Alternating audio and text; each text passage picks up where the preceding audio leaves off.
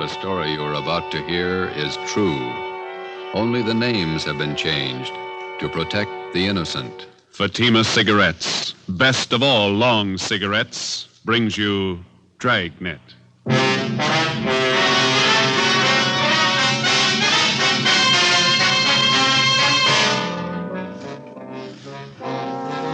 You're a detective sergeant. You're assigned to homicide detail.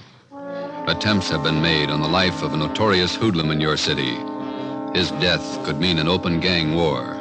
Your job, stop it. If you want a long cigarette, smoke the best of all long cigarettes. Smoke king-size Fatima. Fatima is the long cigarette, which contains the finest Turkish and domestic tobaccos, superbly blended to make Fatima extra mild.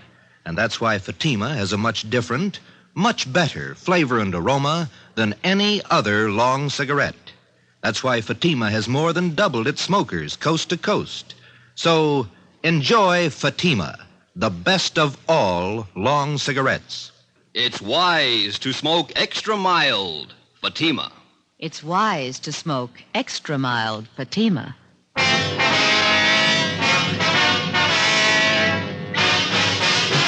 Dragnet, the documented drama of an actual crime.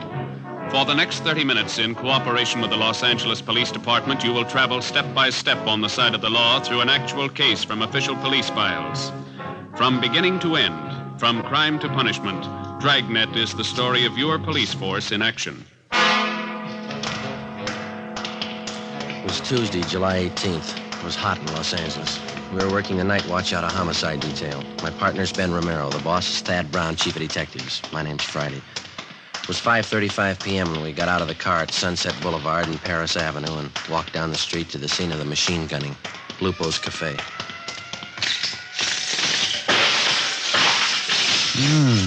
Look at that, Joe.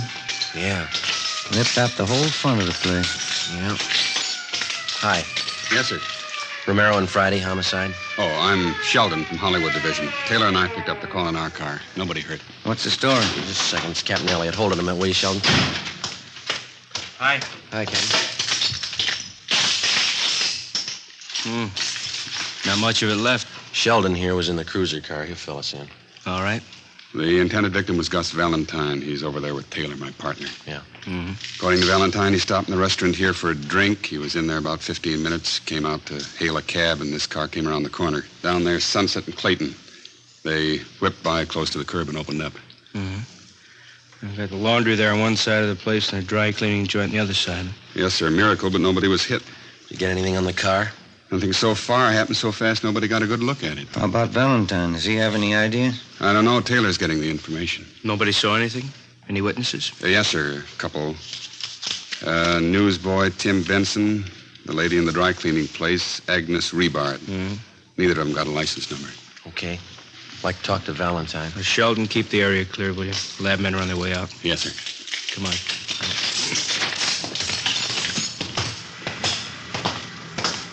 Oh, I told you I have many ideas. Green Ford sedan, that it? Yeah.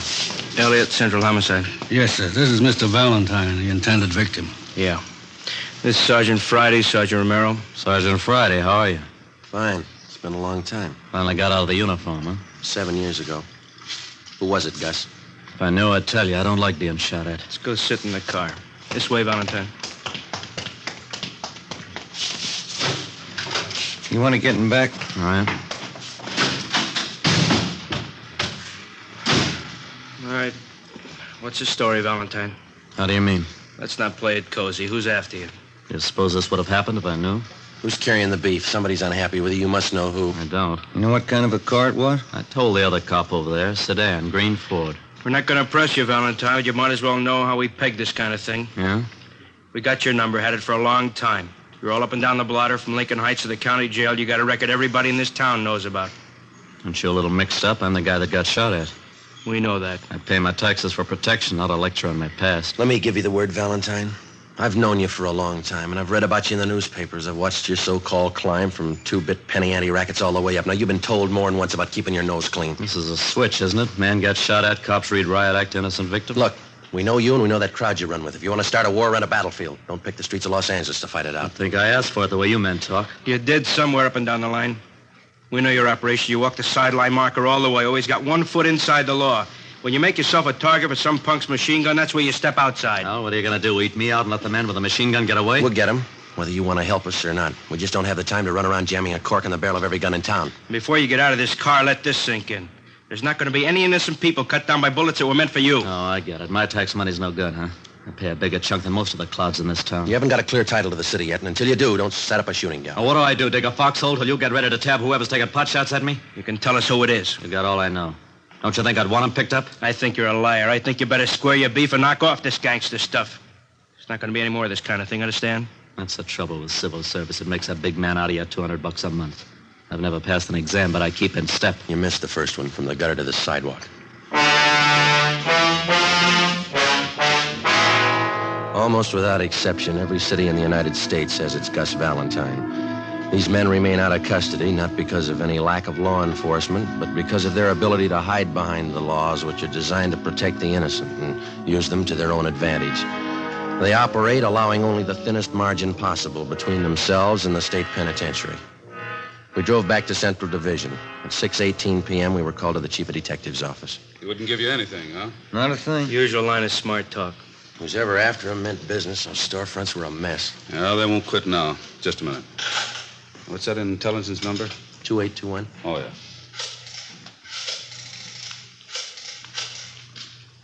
Miss Brown, Captain White gone home? Oh, no, ask him to come up to the office, will you, please? Thanks. If they do manage to tag Valentine, it could cause a pretty sour mess. He's got enough flunkies around to parlay it into a fair-sized shooting war. Seen him started on less. Was there any chance of pulling Valentine in until things simmer down? No chance. We've got nothing on him. Nothing we can prove. He's got a few boys close to him. Maybe one of them could tell us. Same 2 lawyers work for all of them. We'd pull them in, they'd be out in an hour in a writ. You want to see me? Yeah, White. Sit down. That Valentine shooting this afternoon. Yeah. What's your guess? There's been some talk. We heard he was hot. You knew that. Yeah. The way we figured, he's getting too big for his pants. He's coming up fast. Stepped on a lot of toes on the way. Shouldn't be too tough to find out why. That's half of it. If we get that much, maybe we can find out who. You got a big field to pick from. I can find you a dozen possibles. Well, we don't need a dozen. All we want are the ones in that car this afternoon. Who do you figure, Captain White? Well, I kind of go along with Joe. Like I said, I think maybe we'll be able to peg why a little faster. And we can go from there. All right. Well, let's take what we know about the guy. Let's just take this past year. We know he's got more than a good share of the Mexican narcotics traffic. That means he's taking business from the Eastern Syndicate. That makes one of those boys a candidate. That's right. And there's the pinball machines. He's given Big Ernie Jacobs and Monk Watson a big push on those. That puts them in the running. That's a long list. The horses, fancy poker games, prostitution, the works. He's squeezing them all. A lot of guys could be shooting at him with a machine gun. Where do we start? Legwork, lots of it, fast. We'll start nosing around, see what we can pick up. Friday, you and Romero can give us a hand there. Yes, sir. All right, with you, Elliot? Fine. I don't have to tell you we've got to move as quick as we can. We've got a lot of places to hit, and we haven't got too much time. We'll keep Valentine under surveillance to make sure he doesn't try to square things with a gun. Yeah. This is one the taxpayers wouldn't understand. Yeah. Trying to keep a guy alive that'd be more dangerous dead. Wednesday, July 19th. Ben and I started making the rounds to find out why someone was out to get Gus Valentine. Captain was right. The list of his enemies was long. For 2 days, we talked to gamblers and bartenders at the usual hangouts. The few slim leads we picked up led nowhere. Saturday, July 22nd, we met with one of Ben's informants, a bar boy at a cafe out on Santa Monica Boulevard. That's him over there at that table. Oh, yeah.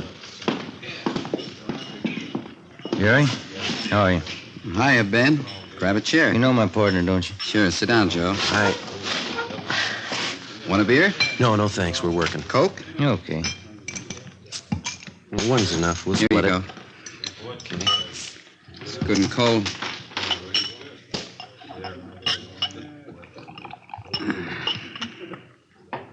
Doctor cut me down 1 beer a day.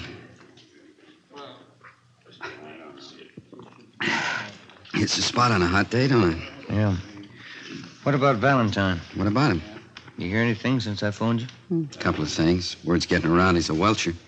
Horses? I don't know. Big money. Hasn't paid off yet. Who does he owe? I can give you the name of one of them. Sal Tapper. I don't know him. Meatpacking business, wholesaler. Got a big plant down at 54th and Commercial. Owns a little neighborhood bar. That's where he spends most of his time. Where's that? Gardena. Calls it the Mile High. And what about this Sal Tapper? What do you mean? How close is he to Valentine? You mean one of his boys? Yeah. Nah. Valentine's his book, that's all. Well, supposing Valentine owed him a wad of dough, would he push his point? How do you mean? Would he use pressure to collect? Maybe a meat cleaver, not a machine gun. I don't figure him in on that Tuesday caper.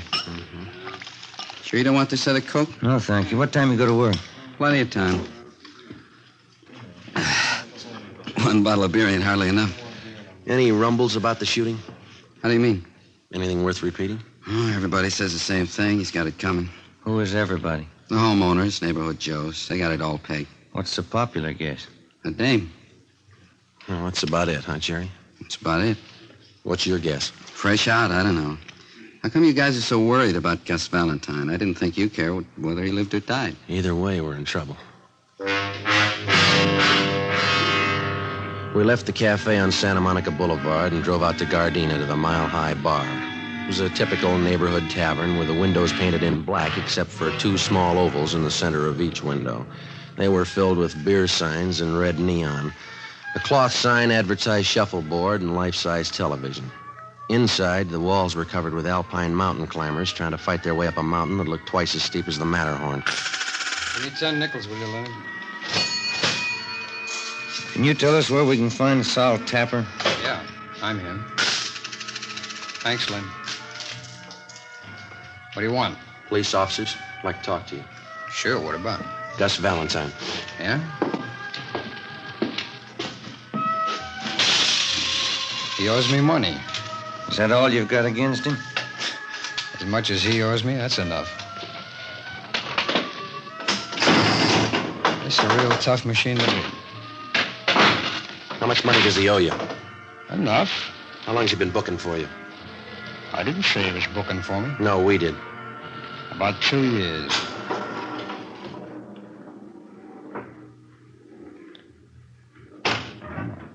Come on. Get it. 4,000 on the first ball. I gotta do better than that.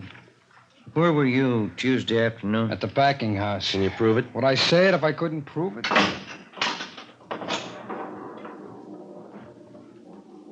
When that little gate up there turns green and you go through it, you get an extra ball. If it's red, it doubles your score, but it's real tough to get in there. How long has Valentine owed you money? Oh, a little over a week. When did he say he'd pay you? He didn't say.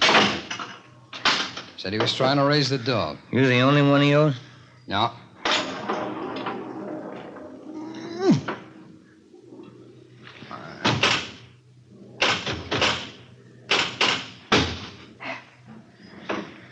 There's a couple of more guys in town. You know who they are? No. How do you know he owes somebody besides you? I heard. Did he say why he hasn't paid up?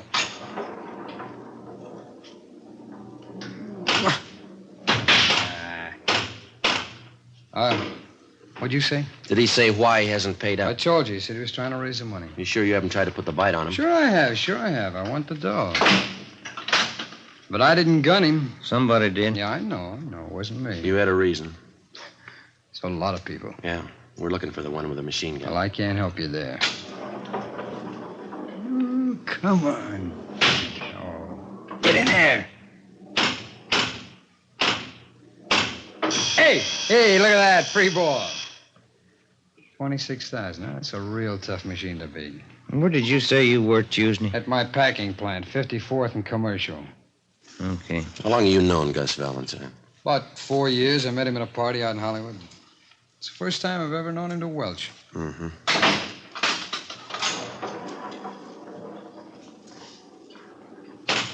In there. Now. 27,000. I'm not doing so good, am I? I don't know. It depends on where you were Tuesday.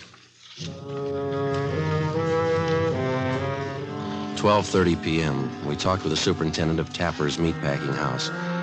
He told us that Sal Tapper had been there all day when Gus Valentine was shot at. We talked to several employees of the plant. They corroborated his story. We checked Tapper out and found him to be a fairly respectable businessman who gambled a great deal on the side, but we felt reasonably sure that he had no part in the shooting. We knew that if we could run down the others to whom Valentine owed money, we'd be closer to finding out why he was being shot at and eventually get to the right man. 1:45 p.m. Ben and I went upstairs to the 8th floor of the city hall, the lunchroom. We had a sandwich and coffee. Too close to dinner to have a piece of that pie, isn't it? Yeah, I'd say so. Hand me another napkin, will you? Yeah. Here. Thank you. Think you'd do any good to talk to Valentine again? Maybe. I doubt it. He's not going to tell us anything. I figure we're on the right track. A lot of reasons why he might be a target, but this welching business, that's new to him. Could be. You Sergeant Friday? That's right. Telephone. Wait a minute. I'll go with you. I'm finished. No, you got the check. I'll get the tip. Oh, all right.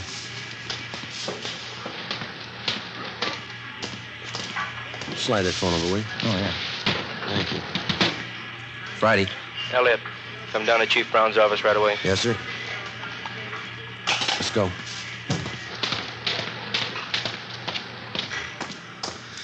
Pie sure did look good. Come on, let's get that elevator. Yeah. Hey, who called? He's the skipper. He wants us to go to Chief Brown's office. Temple Street floor, please. What's up? I don't know.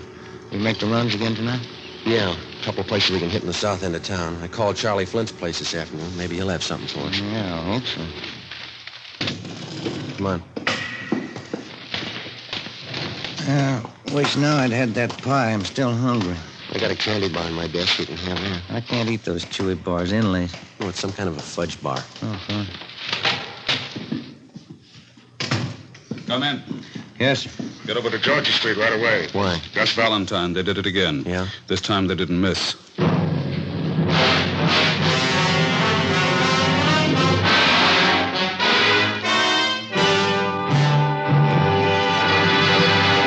Here, step by step, are the reasons why Fatima has more than doubled its smokers from coast to coast. Step 1. The name Fatima has always stood for the best in cigarette quality. Step 2. Long cigarette smokers discover Fatima has a much different, much better flavor and aroma. Step 3. Long cigarette smokers find Fatima extra mild.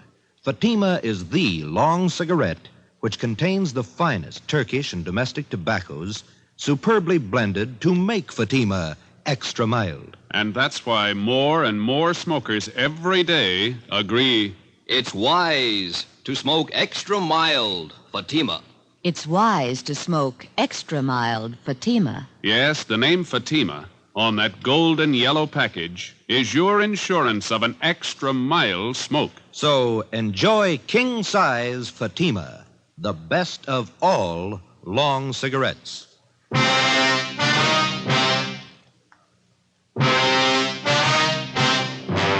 Saturday, July 22nd, 5:30 p.m. We drove to the Georgia Street Receiving Hospital and went up to the 3rd floor. We talked to the doctor in charge, who told us that 2 slugs had been taken from Gus Valentine's right leg and 1 from his right shoulder. They had been marked for identification. He was in fair condition. We talked with the patrolman who made the ambulance follow-up. They told us Valentine had been shot as he entered his apartment house garage. There were no eyewitnesses. We went in and talked to Valentine. You told the officers that the guy who shot you was on foot. Yeah, Who was it? couldn't tell. You haven't any idea who it could have been? No, You don't expect us to swallow that again, do you? I don't care either way. Why don't you pay up what you owe? What do you mean? You owe some big money you haven't paid off. Where'd you get that? That's the word going around. Looks to us like you either pay up or get shot up. Did I ask for advice? No, and here's something else you didn't ask for. Twice in 1 week you've been mixed up in shooting scrapes. We told you the city doesn't belong to you. I don't claim ownership. Now listen, we've been over this before, and this is the last time. Don't push us any courage. We know you talk big and you haven't got the guts to go along with it. Yeah, sure. Now come on, who's shooting at you? I know your phone number. I'll call you if I need help. I'll take care of this myself. Valentine, the first time you pull a cap gun, we're going to sit on you. If there's any retaliating, we'll do it. I'm tired of sitting like a duck on a pond. Then tell us who's gunning for you. That's between me and them. I'll meet them when I'm ready. All right. We're through talking. When we get to the bottom of this and find out who's been doing all the shooting, we'll have an answer. And if we find out you've been withholding evidence, it's going to go hard for you, understand? Yeah, sure. Now leave me alone. Come on, Jim. Yeah. I better call the office.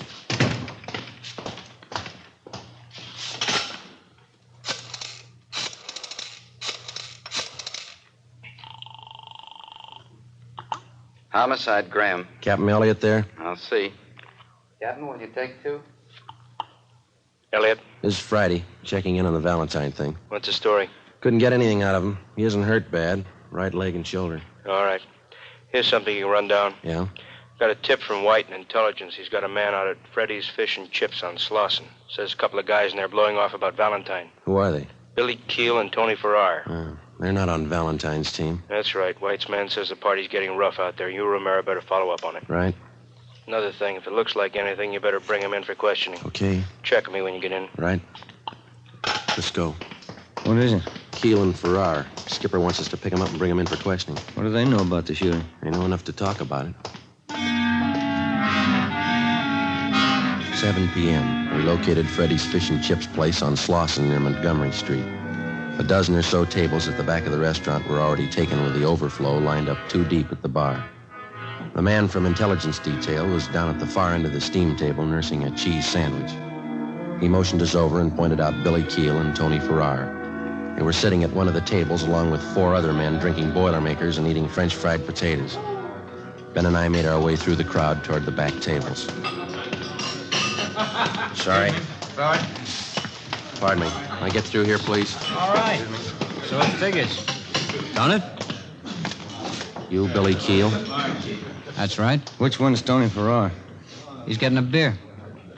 What do you want? Police officers want to talk to you and Farrar downtown. What's the matter? I'd like to ask you a few questions. You want to get your hat? You got any questions, you can ask him here. Hey, Vic, how about buying around? Come on, Keel, let's go. I got nothing to tell you now. Let me alone. There's 2 ways to go downtown, the hard way and the easy way. Let's take the easy way. All right. This way. Okay. Doc Joe!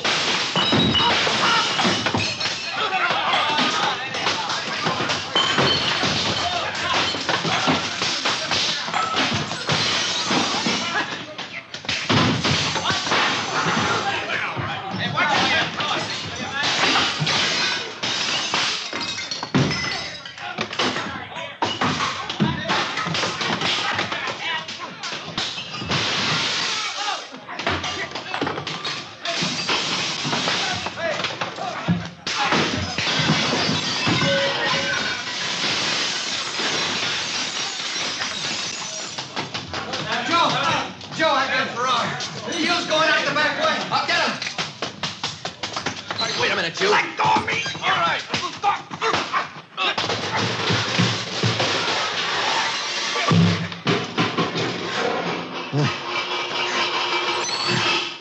Come on, Farrar. Come on. You all right, Joe? Yeah. You're bleeding pretty bad. Yeah, I know.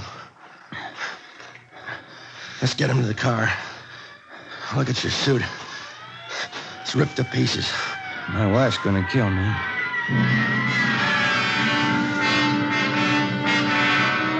One of the officers in the ambulance follow-up drove our car back to the city hall. Tony Farrar and Billy Keel were taken to Georgia Street Receiving Hospital for emergency treatment. We went in the same ambulance. Ben had a broken index finger, a 2-inch cut in his scalp, and a deep gash in his right thigh. I had 5 stitches taken in my upper right arm and 3 above my left eye. My right eye was swollen shut. The man from Intelligence Detail was taken to the P&F ward to be treated for a minor concussion. It was 9:15 p.m. when we got back to the city hall, the interrogation room. How about it, Keel? What? What do you know about the Valentine shooting? I don't know anything about it. You're worried. About what? You tell us. You started that fight out there. I didn't see any reason to go downtown. Does Valentine owe you any money? No. You've been talking a lot. Any law against that? Why'd you shoot Gus Valentine? I didn't shoot him. Can you account for your time Tuesday afternoon? I don't have to answer that. Where were you this afternoon? My lawyer's coming in. Ask him. How much money does Valentine owe you? Keel, ever see this before? I don't even know what it is. We found that machine gun in your apartment. Doesn't belong to me. We got your car downstairs. Green Ford sedan. Doesn't belong to me. White slip's got your name on it. Here's something else with your name on it. 2 chits for $750 signed by Gus Valentine. Money he owes you on the horses. You shot him, didn't you? I don't see how you can prove it. I'll tell you how. We ran this Tommy gun through the crime lab. We dug the same slugs out of the front of those stores where you tried to kill Valentine. Your prints are all over the gun. How much more do you want? It's not my gun. All we gotta do is find the 45 you used this afternoon and match it up with the slugs we dug out of Valentine's leg, and, mister, you'll be away for a long time. All right. We used the Tommy gun. We didn't hit him. Didn't try. Only wanted to scare him. I got tired of waiting for my dough. I got no use for a welcher. What about this afternoon? No, sir. Me and Farrar didn't have nothing to do with that. I'll take the machine gun rap, but it wasn't us this afternoon. Elliot, Friday, step outside a minute. Yeah. Valentine. Yeah? Somebody just blew his hospital room full of holes.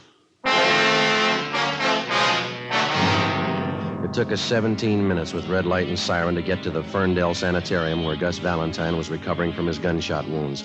3 cruiser cars were out front when we pulled up. We went to room 12 in the West Wing. There's the doctor, Joe. Yeah. How is he, Doctor? He was dead when we got in here. He had a private nurse. Shot her, too. Dead. Anyone else hurt? It was visiting hours. Some woman was in there talking to him. She got hit. We're treating her down in the emergency room. Appreciate it, Doctor, if you keep your staff out of the room here until we finish our investigation. Yes, sir. Thank you. Let's have a look inside. Mm-hmm. Look at that. He didn't fool this time. Too bad he wouldn't give us more help. Yeah. We're no worse off than we were. We still have to find out who it was without him. I hope we can get to him before Valentine's crowd starts shooting back. We got to. Anyway, this cancels out his debts. You know his record. Yeah. He owed a lot more than he could ever pay.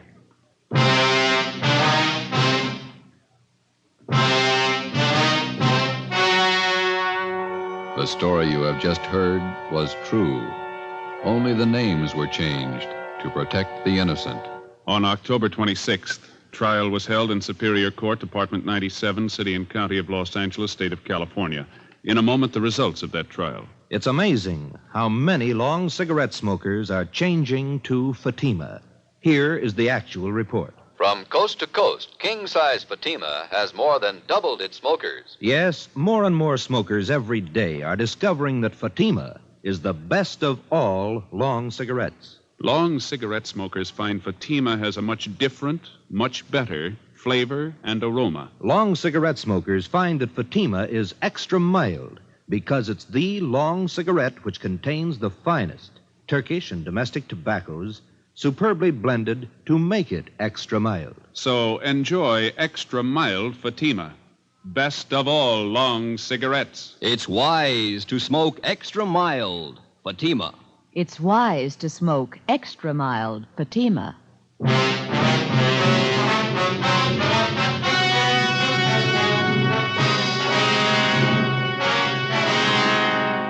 Billy Keel and Tony Farrar were tried and convicted of assault with intent to commit murder. They were filed on by the federal authorities, Bureau of Alcohol and Tax Unit, for the illegal possession of a machine gun and were found guilty in federal court.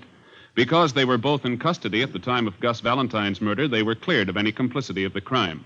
Valentine's killer was still at large. Next week, The Big Gangster, Part 2. You have just heard Dragnet, authentic cases from official files. Technical advice for Dragnet comes from the Office of Chief of Police W.A. Wharton, Los Angeles Police Department. Today, the American Red Cross is carrying on a campaign to finance one of the greatest programs in peacetime history. Give now to the Red Cross. Fatima Cigarettes, the best of all long cigarettes, has brought you Dragnet, portions transcribed from Los Angeles. Tomorrow, hear The Halls of Ivy on NBC.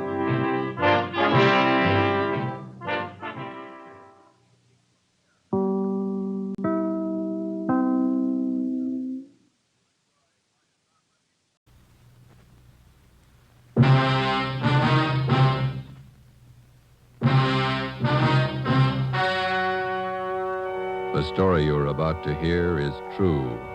Only the names have been changed to protect the innocent. Fatima Cigarettes, best of all long cigarettes, brings you Dragnet.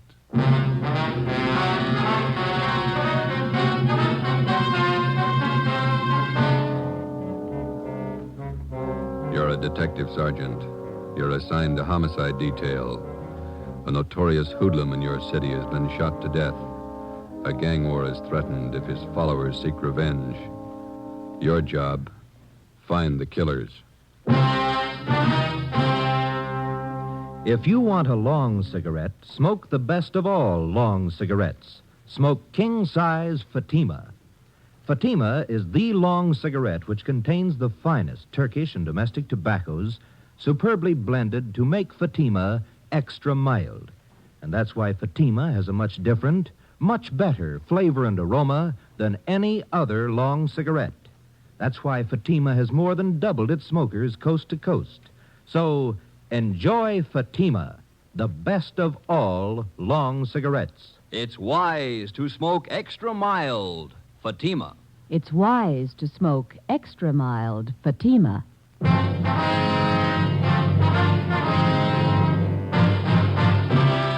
Dragnet, the documented drama of an actual crime. For the next 30 minutes, in cooperation with the Los Angeles Police Department, you will travel step by step on the side of the law through an actual case from official police files. From beginning to end, from crime to punishment, Dragnet is the story of your police force in action. It was Saturday, July 22nd. It was hot in Los Angeles. We were working the night watch out of homicide detail. My partner's Ben Romero. The boss is Thad Brown, chief of detectives. My name's Friday. It was 10 p.m. when we walked out of the murder room at the Ferndale Sanitarium and went down to the end of the hall, the emergency room. I'm sorry. I know this hurts. We have to irrigate the wound. Where are the bullets that were removed from Miss Stallings? Right on this table, Doctor. There they are, Captain Elliott. Thank you. Romero, you want a marker for evidence? All right. Doctor? Yes, Sergeant. Wonder if it'd be all right if we asked Miss Stallings a few questions? I think so. She's still in a bad state of shock. If you'll be as brief as possible. Yes, sir. Miss Stallings, these men are police officers. This is Captain Elliott. This is Sergeant Friday, is that right? That's right. It's my partner, Sergeant Romero. Yes. You were in the room when Gus Valentine was shot? Yes. Do you feel up to telling us what happened? No. Excuse me, please. Surely. I have to paint this. Get a compress on it. You were visiting Valentine? So you better wait until the nurse finishes up there. All right, sorry. She got hit twice, just flesh wounds, but they're very painful. Yeah. Excuse me. Surely. You're all right. I can reach it.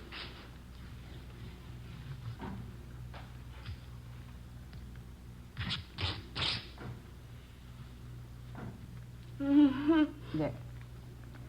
All right. You were in the room when Valentine was shot? Yes, I saw it. Did you get a look at the men that did the shooting? I don't remember. Did you describe them? I don't know. You sure you're feeling up to talking now? I don't know. You any idea who the men were? No. Maybe we can talk to you later. I don't care what you do. I don't care what you do. You hear me? You hear me? Nervous shock. I'm sorry. We didn't mean to upset her. You didn't. Thought maybe she might be able to help you a little, but I guess not. Better make it sometime tomorrow morning. She'll be all right then. Okay, thanks. I don't know if I saw him. I don't know if I saw him. How should I know if I saw him? How should I know? Let's go.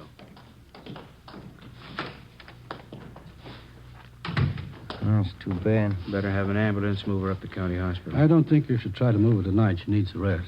All right, we'll have a detail of men stand watch here till she's moved. What time tomorrow could we see her? If you can make it close to noon, it'd be better. Good rest, she'll be all right. Better let me give you a ring. Right. Could you give us her full name and address? Yes, I have it right here.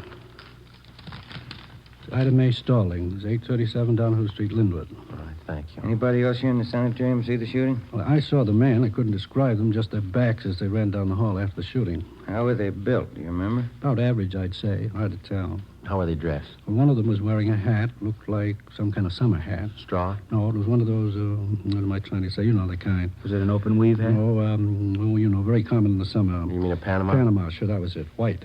What kind of suits did they have on? I couldn't tell you. I was in my office when I heard the shots. I came out in the corridor. They were just making it to the back door. Anyone else see it? Sylvia Proctor, the nurse who was in the room at the time. Why'd they kill her? I don't know. Any of the patients? Is it possible one of them might have seen him? Yes, one of them did see something. Bert Anderson. Like to talk with him? Yes, we would. And down this way. He's in room 38, just down the hall from the shooting. All right. I should tell you, Mr. Anderson lost his speech about 9 years ago. Uses a child's slate to write on. Why is he here in the sanitarium? He's old, 73, lives on a pension. Except for losing his speech, he's as sharp as a high school boy. Hello, Bert. Sorry to bother you after all the excitement. Yeah, all right. We won't keep you up long. It's after your bedtime. Would you hand me that box of chalk over there?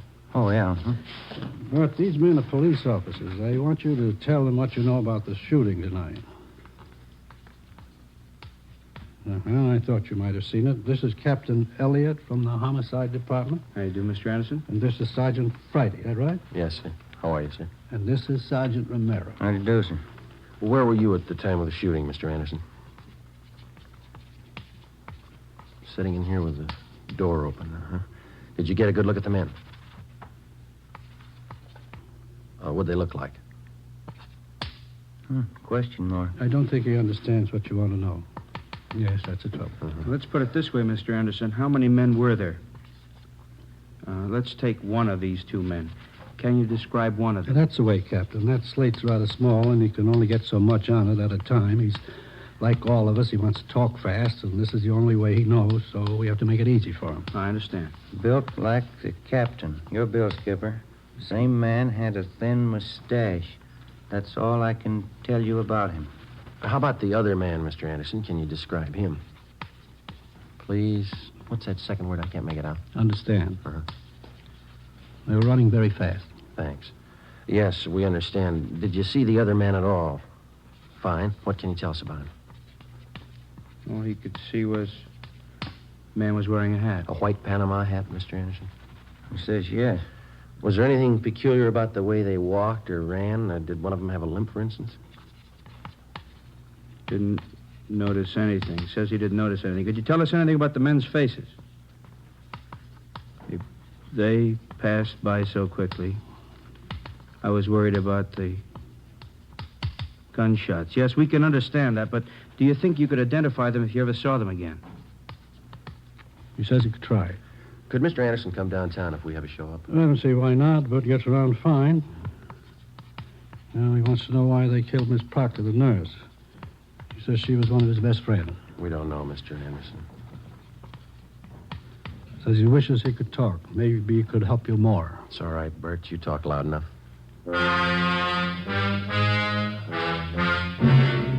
Monday, July 24th, a roundup of all known racketeers and their gang members was ordered by the chief of detectives.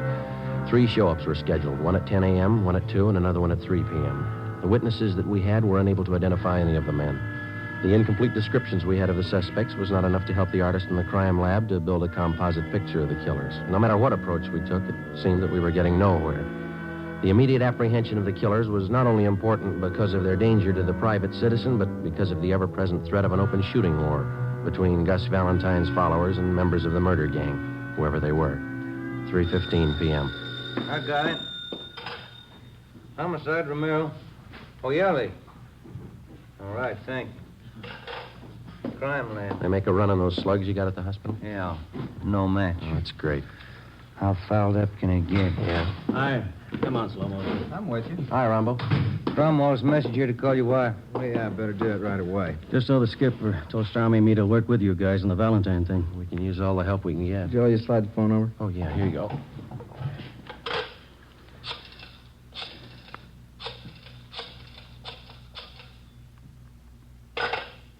What's the matter? Change your mind? You let her ring once. She knows the signal. She's over at the mother-in-law's. Yeah? Mother-in-law's got lots of money and a limited phone. Let her call me. You got any ideas, Earl? Well, I don't know anybody who liked Valentine. A lot of them could have killed him. Just got word from the crime lab. There's no match on those slugs. And you didn't get anything out of the show-ups. No, nothing. Maybe that Stallings woman can give us something, huh?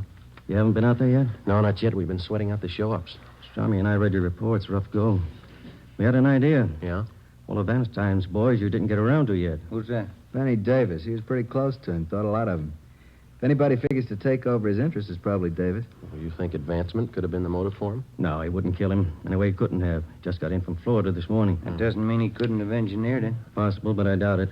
Stormy and I know his operation pretty well. Pulled him in on that Patterson killing 6 months ago. Checked back through his record. Never picked up carrying a gun. Well, it doesn't mean he couldn't get one in a hurry. We're not going to guarantee Davis, but I don't think he's your man, Joe. You got a line on him? Lives at the Churchill Arms out in Wilshire, near UCLA. All right, we'll talk to him. What was the name of that girl who was wounded, the one at the sanitarium? Ida Mae Stallings. We'll go out and talk to her if you like. Fine. Who's going to see the Stallings woman at the sanitarium? We are. The doctor just called in from out there. Oh, yeah? Says she got something important to tell us. What do you think? She ran with Valentine. She knew his friends. Yeah? Maybe she knows his enemies. As we planned, Detectives Rambo and Stromwall went out to the Ferndale Sanitarium to talk to Ida Mae Stallings. Ben and I drove out to the Churchill Arms apartments to see Benny Davis, one of Gus Valentine's close friends. He left a message with the desk clerk that he would be at his tailor's most of the day. The clerk gave us the address. It was an exclusive custom shop on Crescent Drive in the heart of Beverly Hills. Franklin Smith Limited. It was one of those places that featured imported Scotch tweeds and fine English woolens.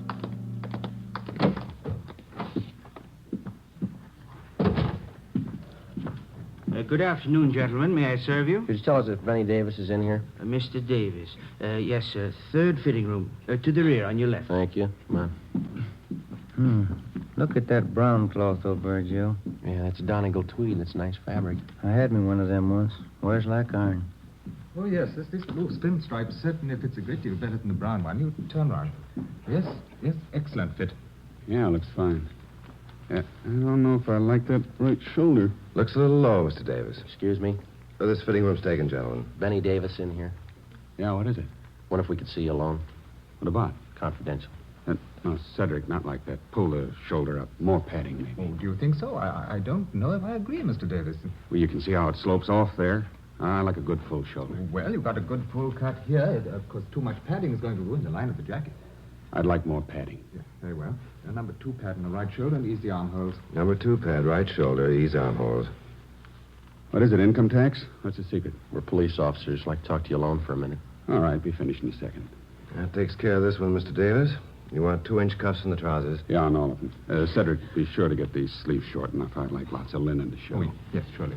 Now, if you'll slip on the green tropical. Okay. I'll take the jacket. Thanks. Hey, want to tell me what it's all about? Rather talk to you alone. Here are the trousers. Okay. Good-looking suit, huh? Fine. Yeah, get all my stuff made here. I'll let Smith here make you a suit sometime. Got a fine suit of clothes. Yeah. Thank you, Mr. Davis. Is your jacket, Mr. Davis? Right. That looks fine. Yes, the trousers are just right. A little fullness in the back of the jacket here. Uh-huh. And take in the center seam. Take in center seam. How much? And trimmed. Here's the back. Raise the back. Shorten the collar. Shorten collar. Looks just fine. That's a nice soft roll of the lapels, isn't it? Yeah, good. All right, Mr. Davis. Now, how about the white Palm Beach? Nice Panama hat. It'd go good with that one. I never wear them. I like a coconut palm with a wide puggree band. Wonder if you could hold off the next fitting for a minute. We won't keep you long. All right. Any place around here where it's private?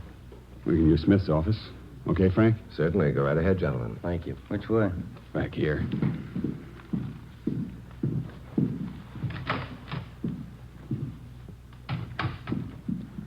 Okay, what's on your mind? Gus Valentine. Yeah, that's a tough one to lose. You got any idea who killed him? We're working on it. How do you mean? Just that. Well, that makes us even. There's only one difference. Yeah? We get paid for it. You don't. We thought a lot more of Gus than you did. Any law against striking down the killers? It's a law against shooting him down. Tell that to the boys who cut down Gus. I don't think you can get to him without us. We've done it before.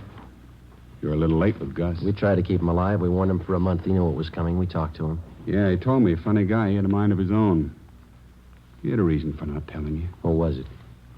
When we get there, we can ask him. You think you know who did it? Won't be too tough to find out. Meantime, you can work it from your end. And if you get to him first? Maybe we'll give you a call. Now, you listen, Davis. I'll tell you the same thing we told Valentine. It's not open season for murder. This town's had all the shooting it's going to have. Valentine's killer's going to go to the gas chamber. That's the only way he's going to go. You understand? Nobody said any different. All right. And you can tell us what you know. Who do you think shot Valentine? I can't be sure. You've got somebody in mind? There's a dame. Who? Audrey Thompson. What about her? She runs around with a couple of guys. Yeah? There's never any love lost between them and Gus. They were always talking big about what they'd do if Gus got on the line. What'd they have against him? Business. Claimed Gus was squeezing them out. Was he? I never knew much about Gus's out-of-town business. That's where these guys are from. They're new in town. Figured Gus was cutting them off out here on the coast. Who are they? Shaker Brothers. Bud and Carl. Where can we find them? I don't know. They're in town somewhere. What about this Audrey Thompson? Nice dame. Hard to figure. Husband died a year ago. Real nice woman. Been doing the town with the Shaker boys. Nobody could figure it. You think she's in on it? No, but she could finger him if anybody could. Lives at 8700 North Serrano. All right, Davis, thanks. What's the new wardrobe for? Going east to catch the new Broadway shows leaving Wednesday. Better hold off for a week, huh? All right. Come on, Ben.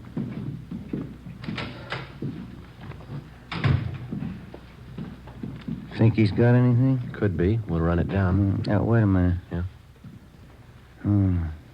Sure do like that brown cloth. It's nice. Yes, gentlemen, may I help you? How long does it take you to make up a suit? Anywhere from 3 days to a week. Uh-huh. You interested in having us make one up for you? Yeah. Yeah, how do they run? Prices start from $175 and up. This Donegal tweed here makes up for $250. Oh. Well, I guess not, thank you. Wears like iron.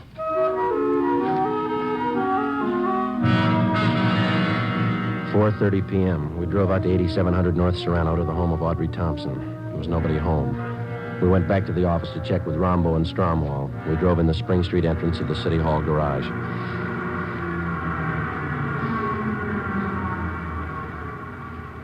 There's Rombo and Strom. They must have just got in. Hey, Rombo. Hi. How'd you make out? Stallings woman tell you anything? Well, we talked to her. Think maybe we got a lead. What's that? Girl around town by the name of Thompson. Audrey Thompson? Yeah, that's right. What'd she say about her? Said if anyone could put the finger on Valentine's killer, the Thompson girl could. Benny Davis told us the same thing. What do you think, Earl? 2 and 2 makes 4. Let's find her.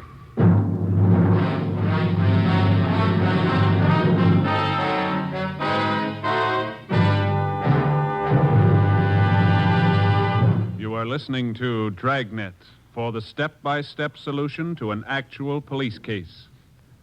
Here, step by step, are the reasons why Fatima has more than doubled its smokers from coast to coast. Step 1. The name Fatima has always stood for the best in cigarette quality. Step 2. Long cigarette smokers discover Fatima has a much different, much better flavor and aroma. Step 3. Long cigarette smokers find Fatima extra mild. Fatima is the long cigarette which contains the finest Turkish and domestic tobaccos superbly blended to make Fatima extra mild. And that's why more and more smokers every day agree it's wise to smoke extra mild Fatima. It's wise to smoke extra mild Fatima. Yes, the name Fatima on that golden yellow package is your insurance of an extra mild smoke. So enjoy king-size Fatima, the best of all long cigarettes.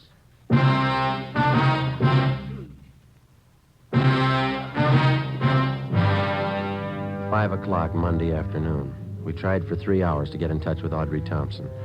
A few minutes after 8 p.m., we contacted her landlady. She told us that the Thompson girl was out of town and would be gone for 2 days. She didn't know where she'd gone, but she told us that she would be back. We checked her apartment and found all of her clothing and personal effects. A stakeout was placed at 8700 North Serrano, and then we went back to the office and got out a local broadcast on Audrey Thompson. Tuesday morning, 8 o'clock. Ben and I met with Captain Elliott, detectives Rombo and Stromwall. Get a line on the Shaker brothers? Located them at the Eagle Towers apartments. Got them under surveillance. I don't think it'd be a good idea to pull them in yet. See what the Thompson girl has to say, then we can move on them. That's what we figured. Pull the packages on them? Yeah, they both got fair records. Been up on 3 raps, 1 conviction, second-degree robbery in Tulsa. That's where they're from. Couple of tough ones, always ready to use a gun. Apparently got a wad of dough somewhere. They've been throwing a lot of money around town. Pick up any rumbles about them? Well, we've been nosing around. We can't get anything on them for sure. They're not known around here. Shown the mug shots of the Shaker brothers to Mr. Anderson at the sanitarium. The doc, too. Yeah? Looks like the guys to them. Everything hinges on the Thompson girl. Check her out? Yeah, she used to be married to a newspaper man, Blaine Thompson. Died last year in an auto accident. No children. Went to high school here in town, local girl. Reputation's good all the way. Why the sudden switch to tough guys? I don't think she knows. You satisfied Davis is leveling with you? Well, if he's not, he did a good job briefing the Stallings woman. They both came up with the same lead, the Thompson girl. We had him in on the Patterson killing. You remember that, Skipper? He cooperated then. That time it was his skin. This time it's not. Well, I laid it out for him. He's been told. Well, how's it feel to you fellas? Pretty quiet around town? Yeah, seems to be. I wouldn't make book on what might happen if we don't wrap this thing up quick. I think after Joe and Ben gave Davis a word, he passed it down along the line. Anyway, there's an outside chance. They just brought in the Thompson girl. Send her in. Right. In here. You just sit there, Miss Thompson. All right.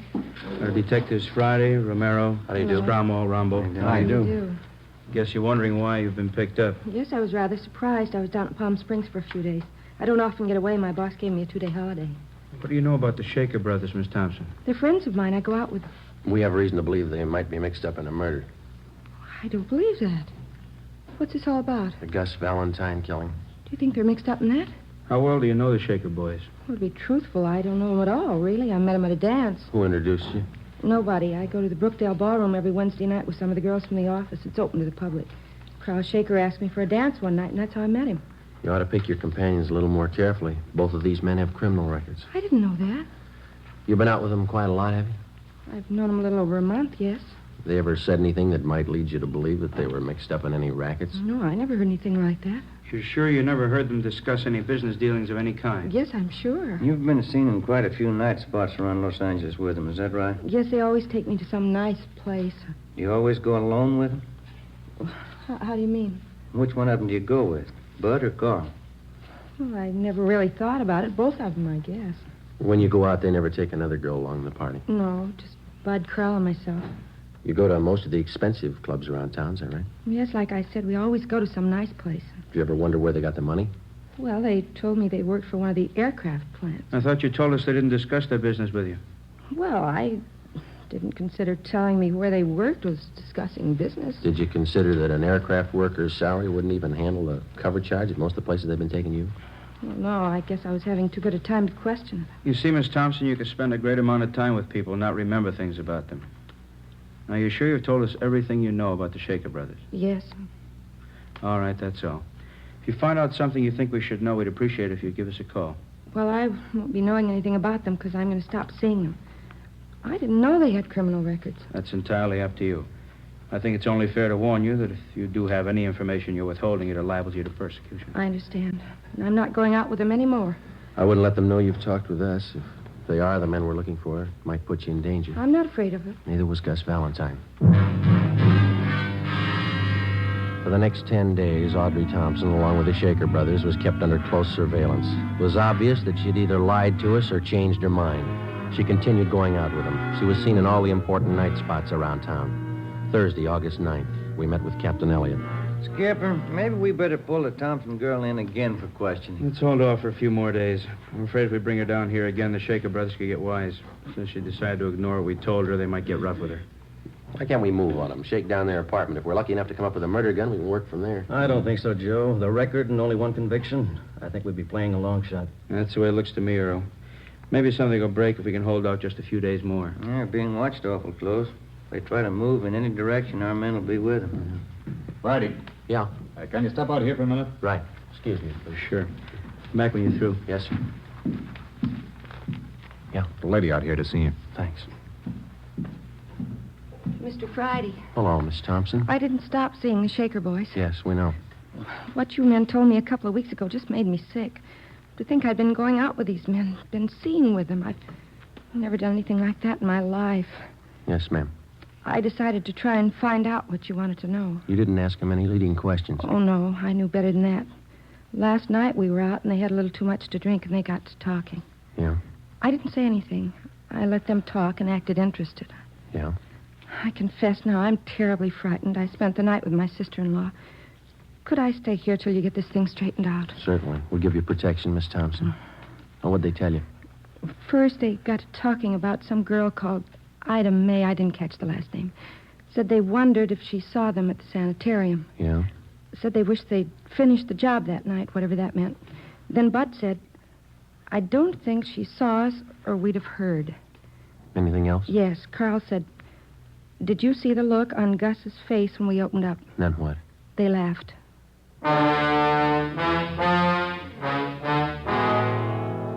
I had a stenographer take Audrey Thompson's statement, and I filled in Captain Elliott, Rombo, Stromwall, and Ben. We checked the stakeout on the Shaker brothers' apartment. The suspects hadn't been seen since early that morning when they'd gone in. Detectives Rombo and Stromwall, together with Ben and I, drove to the Eagle Towers apartments. It was 4:35 p.m. Strummy and I'll go up the back way. We'll notify the men on stakeout to keep a sharp eye all around. Right. Let's go.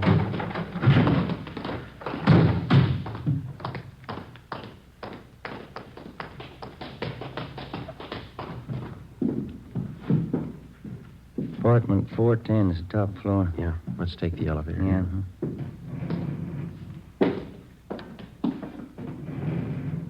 Push 4. Right.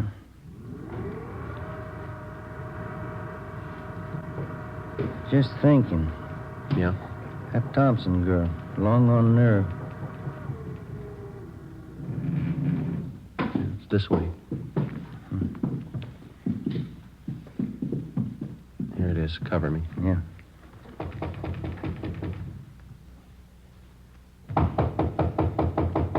Yeah. Police officers. You all right? Yeah. Hit the door. Come on. Windows open so far as gate. Come on.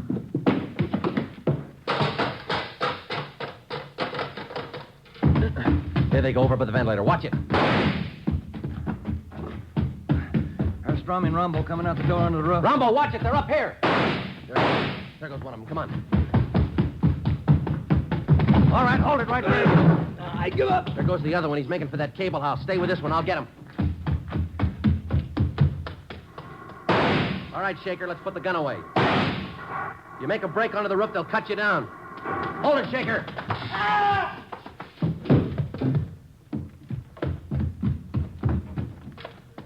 You all right, Joe? Yeah.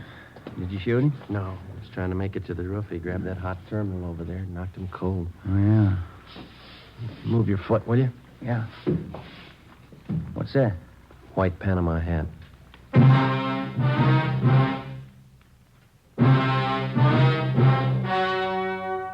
The story you have just heard was true. Only the names were changed to protect the innocent. On November 19th, trial was held in Superior Court, Department 89, City and County of Los Angeles, State of California. In a moment, the results of that trial. It's amazing how many long cigarette smokers are changing to Fatima.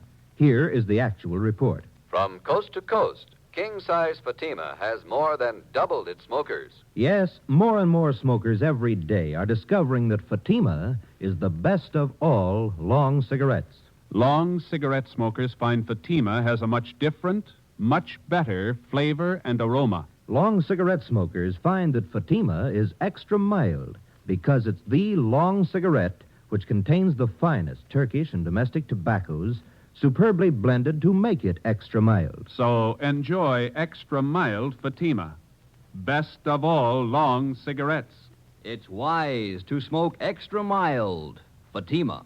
It's wise to smoke extra mild Fatima.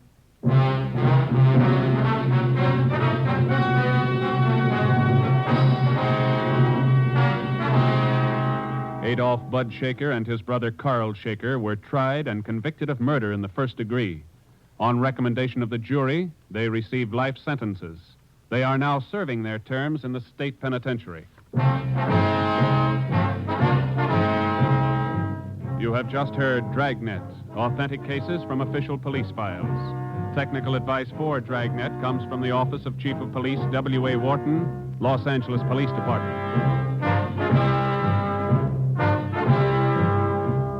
Fatima Cigarettes, best of all long cigarettes, has brought you Dragnet from Los Angeles. Tomorrow, hear the Ronald Colemans in The Halls of Ivy on NBC.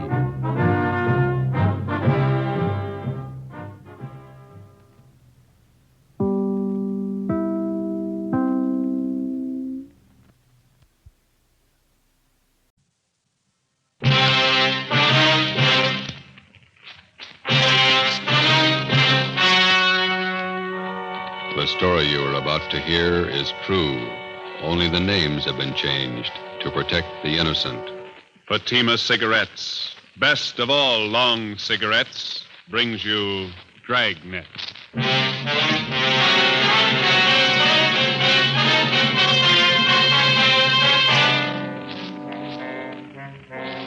You're a detective sergeant. You're assigned the Juvenile Bureau. The high schools in your city have been flooded with obscene literature. You stamp out one source, and a dozen more spring up. Your job, stop them.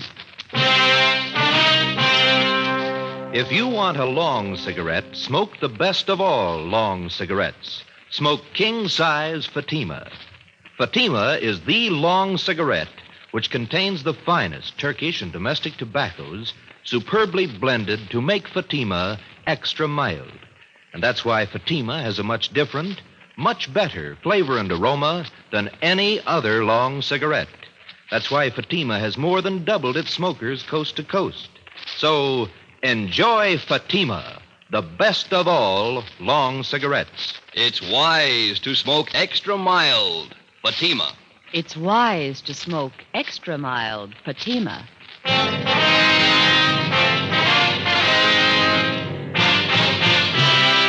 Dragnet, the documented drama of an actual crime. For the next 30 minutes, in cooperation with the Los Angeles Police Department, you will travel step by step on the side of the law through an actual case from official police files. From beginning to end, from crime to punishment, Dragnet is the story of your police force in action.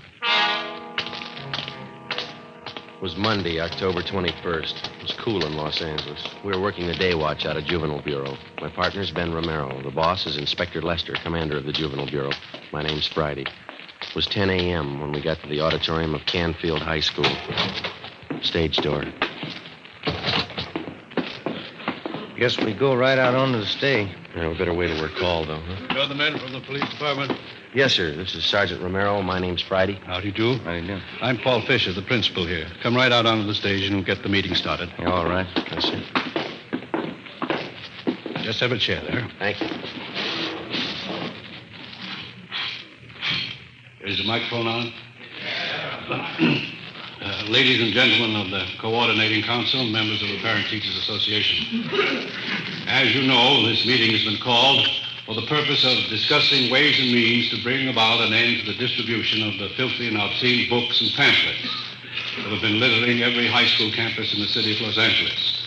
We've tried every means at our disposal to clean this matter up, and they all seem to fail. On the advice of the Coordinating Council and Mrs. Randall to the PTA, we've called in the authorities. Here to discuss the matter with us this morning are two officers connected with the Juvenile Bureau of our police department. Sergeant Romero and Sergeant Friday. And now, may I turn the meeting over to Sergeant Friday of the Los Angeles Police Department. Thank you. Ladies and gentlemen, the only way we're going to get to the bottom of this thing and put a stop to it is to get all the information we can on where this lascivious material is coming from. You people, as parents and teachers of the children who are buying and reading this stuff, might be able to give us some help. So, if it's all right with you, Mr. Fisher, I'd like to hear from some of the people sitting out there, if I may. Certainly. Go right ahead. Thank you. Well, if any of you people have anything to say or any information, any questions, why, we'd be glad to listen to you and do our best to answer your questions. Yes, the lady out there, go right ahead. I'm Mrs. Stein. I know of a place in our neighborhood that has dirty books. I feel sure that that's one of the places where the children are getting this trash. Complaints have been made to the police department, but the man who runs the place has never been arrested. Can you tell me why? Well, ma'am, I think I better make it clear now that there's only one way a police officer can arrest anyone for possession of lewd literature. The officer has to prove that the party who possesses this literature does so for the purpose of selling it. Sometimes that's difficult to prove. Well, I told you I can prove it. You mean you can go to this place and buy a book from him? Well, maybe I couldn't. If I were known. Yes, ma'am, that's just the point. Now, I don't know offhand about the one in your neighborhood, but I can assure you that we've cracked down on hundreds of such peddlers in the past few months. And you can see for yourselves that this doesn't put a stop to it. We've got to get to the source. I have a question for you. Yes, sir? My name's Fred Scott. I'm director of the Square Shooters Boys Club. Yes, sir. The point I'm trying to make is, I know the young boys pretty well. With the exception of my boys, 49 in number, I'll wager just about every boy in this high school has one of those books. Or at least he's seen one. Yes, sir, we're aware of that. The point I'm trying to make is, somewhere in the municipal code, there's got to be a law to forbid such things. Yes, sir, there is such a law. Then why isn't it enforced? It is. What does the law say? Well, how do you mean, sir? Well, I mean, what happens when somebody's found guilty of selling these books? What's the penalty? Oh, well, the law states that an offender is liable to fines, a jail term of 6 months, or both. That's not much of a law, is it? Why isn't there a stronger law? Well, I wouldn't know that, sir. The point I'm trying to make is, we need laws with some teeth in them. We have good laws in the state of California for the most part. It's true that we're weak in some cases, but you can say that about most states, I think. Well, you may be satisfied with the laws, but I'm not. I'd say stronger laws. That's the answer. No, I don't think it is, Mr. Scott. Passing a set of new laws isn't going to make this city a cleaner or a safer place for your boys to grow up in. Laws don't decide how moral a city's going to be. People do. Laws don't mold character in young boys either. The parents and teachers do that. I don't think I know what you're getting at. What do you mean? Well, just this, Mr. Scott. It's our job on the police department to keep filthy junk like these books from falling into youngsters' hands. Yes? Now, on the other side of the fence, the youngster has to be taught to recognize this obscene material for what it is, filth and garbage. And the youngsters have to be taught that in the home, in the school, and the church.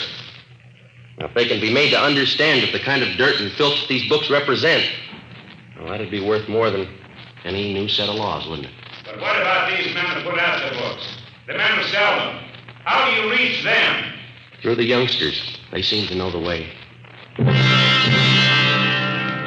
The next morning at 8 a.m., after meeting with Inspector Lester of Juvenile Bureau, Ben and I went on stakeout at Canfield High School. From past experience, we knew there was little hope of a quick end to the case. It was going to be a long haul, tracing the source all the way up the line from the high school kids who bought the filthy books to the small fry pushers, the wholesalers, and finally, we hoped, to the top, the man who printed the books. We had no illusions on that score. Generally, with the arrest of his pushers and other small-timers who work for him, the top man gets the alarm and clears out before the police officer can apprehend him with evidence that will stand up in court. During the first 2 days at Canfield High, Ben and I found out nothing. The obscene literature was being bartered and exchanged between students, but the main source of supply was still a mystery. We had one slim lead to go on. Mr. Fisher, the high school principal, helped run it down. We've been watching that boy down in the yard since yesterday, Miss Fisher. Seems to have quite a bit of spending money, expensive clothes, car of his own. I don't know that boy's family. They could be well-fed. We saw him with a stack of those dirty books in his notebook. He must have had a dozen of them. He was showing them around to his crowd. Travers, are you sure? Joe, take a look down there. Yeah. Yeah, Travers is showing him something. I can't see what it is. Come over to this side of the window. Yeah. Small books. He's giving them to one of the other fellows. They've got their wallets out. They're giving Travers money. Come on, Ben. You better come too, Mr. Fisher. This way out to the yard? No, to the left. That's it. Let's hurry, huh? Yeah, this store, Sergeant. Right here. Travers. Travers. Hello, Mr. Fisher. I'd like to talk to you. Yeah? Now, these men here are from the police department. They want to ask you some questions. Can we go inside? Sure. Come on. Oh. What's the matter, Mr. Fisher? I haven't done anything. Oh, we'll see. Come on. What is it? What's it all about? Sergeant?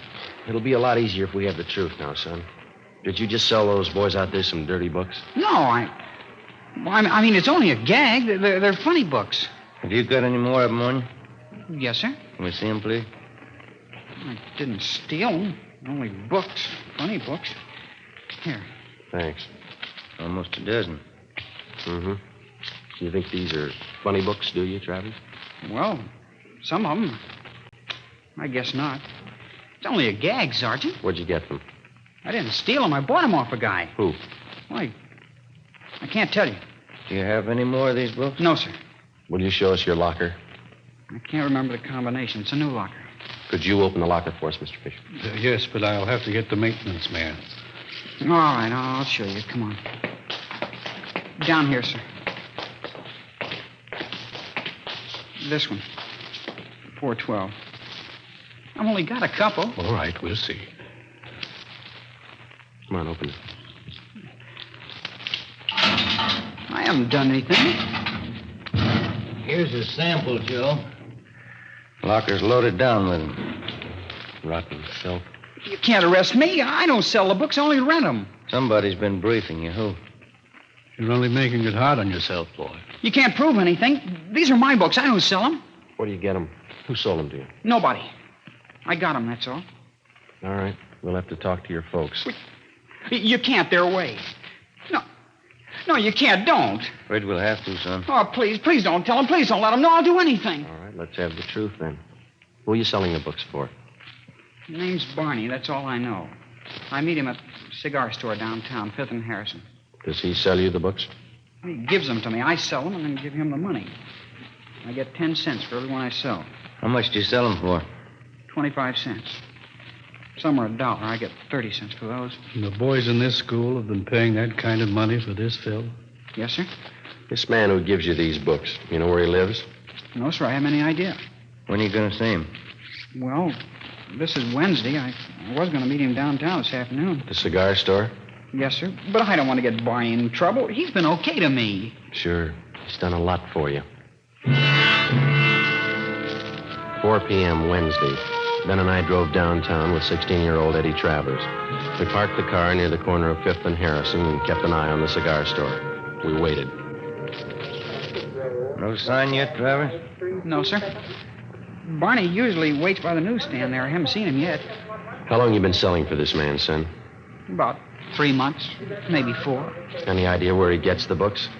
Well, Oh, just a minute, Sergeant. Yeah? I think... Yeah, that's Barney, the one going up to the cigar counter. The man in the gray suit there? Yeah, that's him. He's going into Juanita's Cafe. Is that where you usually go after you meet him? Yes, sir. You better take the boy back to the office, Ben. I'll tail this guy and see what I can find out. Okay, you want me to pick you up later? I'll call you at the office. Oh, you got any matches? No, I'm out. I'll pick some up at the cigar stand. Right. See you later. Yeah.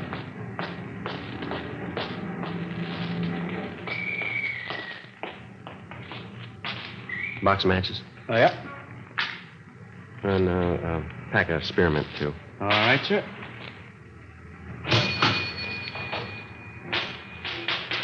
Much obliged. Got a special on Old Typical New Bourbon today. $2.69 a fifth.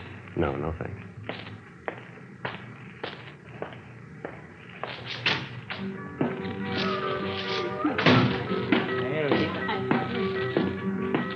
Hey, Rosie. Rosie, another tamale when you get time, huh? All right, Barney, go come in.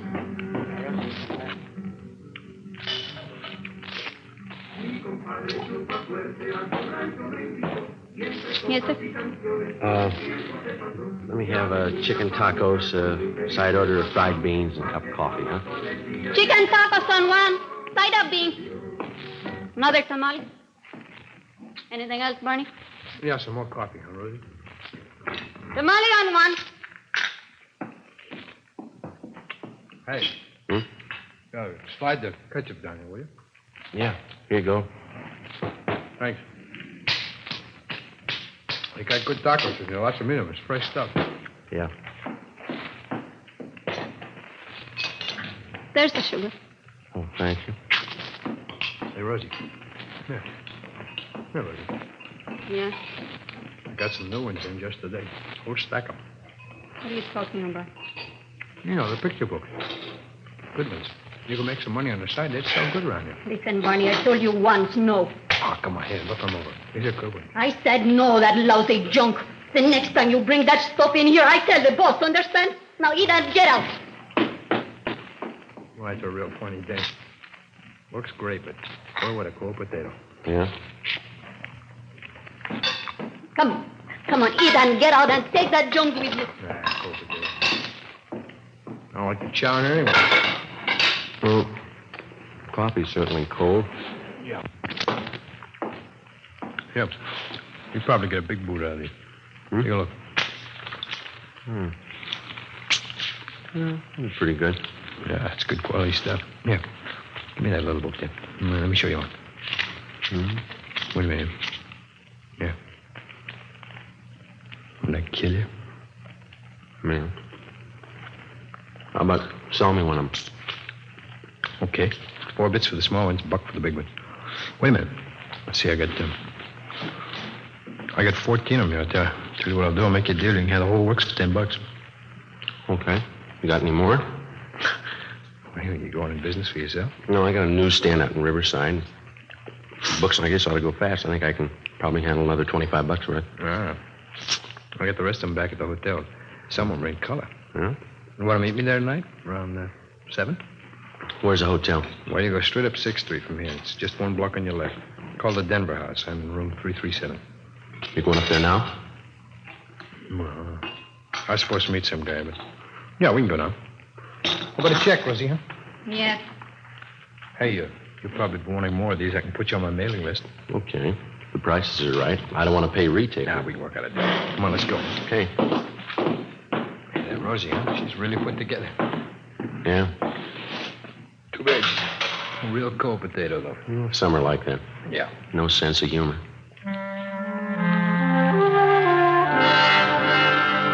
We left Juanita's Cafe and walked up Harrison Street to 6th. We turned left and went down 1 block. It was 5 minutes to 5 when we got to Barney's room in the Denver house, number 337. He dragged out a steamer trunk from under the bed and counted out a stack of books and pamphlets covering the general topic of degenerate filth in stories and photographs. Okay, Mac, there you are. It's $25 worth. Pay the money and the bucks are all yours. Okay. Here you go. Yes. 10, 15, 18. I'll have to give you a check for the rest. How do I know it's any good? You could take off. I'd never see you again. You'll see me. You're under arrest. Huh? Hey, you're kidding. Hey, let No, go. All right, let's hold it right here. Hey, wait a minute. Oh, now, look, Lieutenant, we can work this thing out. We'll work it out downtown. Wait a minute. I can set this thing right for you. Where are you getting this junk? Who's supplying you? Oh, look, why not use your head? You never get the top man. Not in 10 years you won't. We got lots of time. Come on.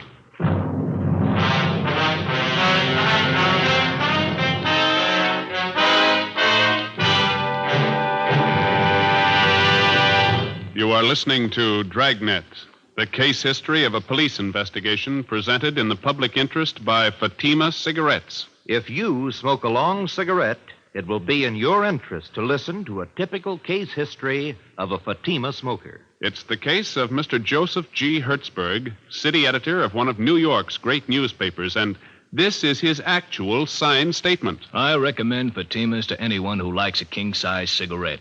In my business, the long hours really put smoking to the test.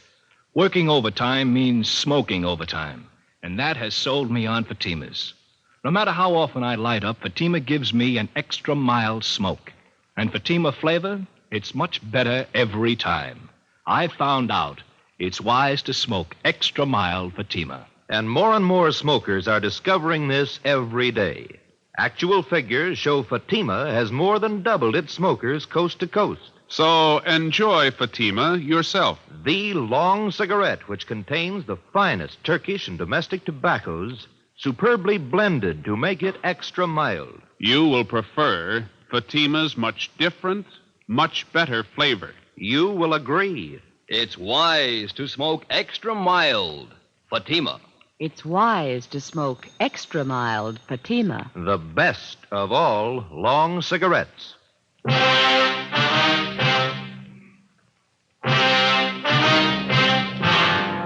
The filthy literature racket feeds on the curiosity of youngsters and the stupidity and ignorance of adults. It's an all-season business, and in its own quiet way, it has reached a market which the other heavy rackets never hoped to reach. Your home and your children.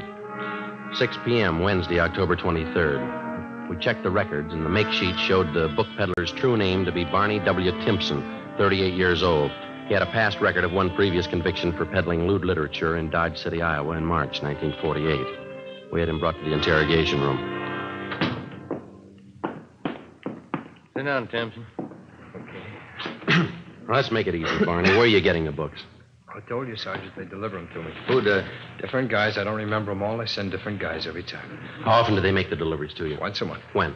Around the first, usually. Sometimes maybe the second and the third. They bring the books to your hotel? Yeah, they leave a pack up in the lobby addressed to me. They ever use the mails? They never do. They're not that dumb.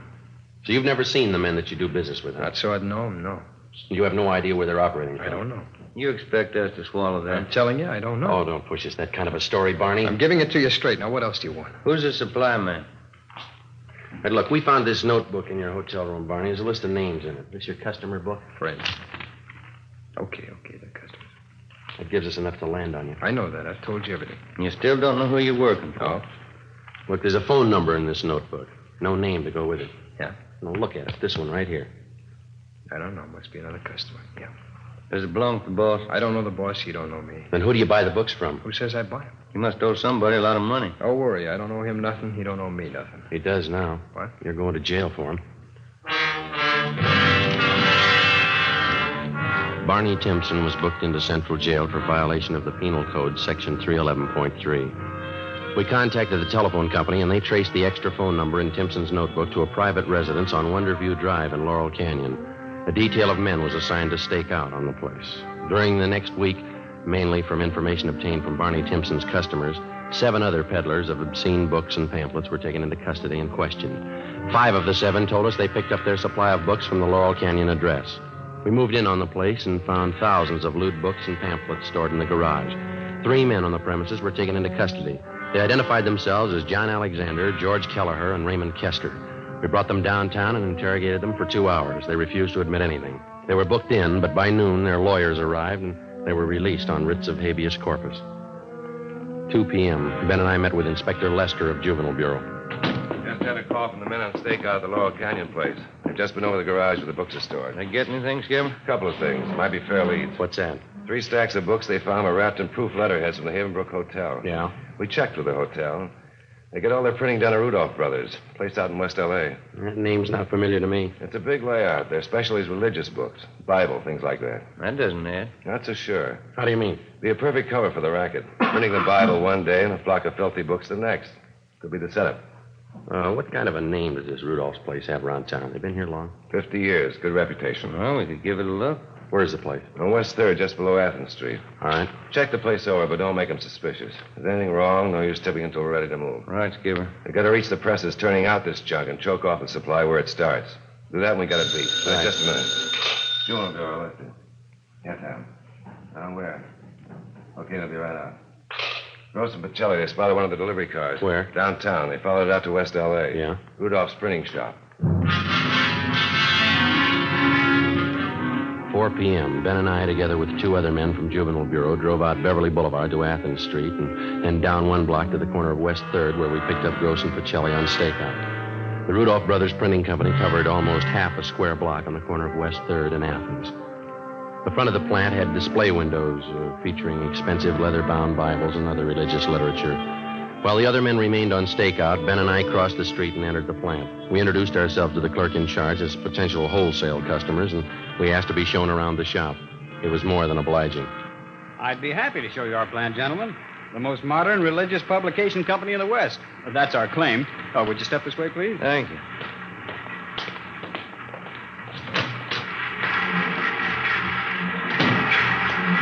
On your left there, those are 3 of our new Ludlow machines. Excellent mechanisms, needless to say. Mm-hmm. You must employ quite a few men in here. 65 full-time. Enough to meet any emergency rush jobs you might want done. Now, over here are Bush Emerson hand presses. Oh. You handle only religious books then, huh? Nothing else? That's right, sir. We specialize exclusively in that. You don't take in any small contracts, school journals, things like that? No, our steady customers take up all of our time. Here on this stone, you see the pages of a new prayer book we're getting together. Very ultra. Mm-hmm. An entirely different kind of typeface. Oh, is that so? Yes, and back there, along the wall, are new linotypes. The very latest, monotypes. Mm-hmm. Then the proof presses. Next to them are proof readers. And the flatbed Truslow press beyond that. Seems like lots of activity. Business is pretty good, I guess, huh? Oh, yes, we're kept pretty busy. Quality printing is always in demand. Yeah. Well, thanks very much for showing us around. Not at all, gentlemen. Anytime. Here, this way out. All right. I'll get you one of my cards here. There you are. Oh, thank you. And when you're ready to do business, why, just give me a call. I'd be glad to take care of you. All right, sir, thanks. We'll do that. Good afternoon, gentlemen. Goodbye. All right. What do you think? You got me. Nothing out of place. Yeah, whatever system they're using, they got it down pat. Bibles, prayer books, church announcements, that's all I saw. Hey, Ben, look. Hmm? That man getting out of that car going into Rudolph's there? Alexander, the guy we picked up this morning out in Laurel Canyon. Yeah. Printing plant continued. 6 p.m. The lights in the display windows went out. The shades were drawn. We watched the employees leave. 6:30 p.m. The lights in the plant were still burning. Gross went down to the corner and picked up some hot dogs and coffee for our dinner. We ate in the car. 7:30 p.m. A black Cadillac convertible pulled up across the street. 2 men got out and let themselves in through the front door. We waited. Between 7:30 and 8 p.m., we counted 21 men entering the plant. That printing press, it's starting up. Okay, let's move. Hey, Gross, you and Pacelli want to go through the back, and Ben and I will take the front. Right, let's go, Mike. Come on. It's a neat setup. I had it all figured. Yeah, you didn't spot any side entrances, did you? No. Here we are. Can you try the door? Yeah, it's no good. All right.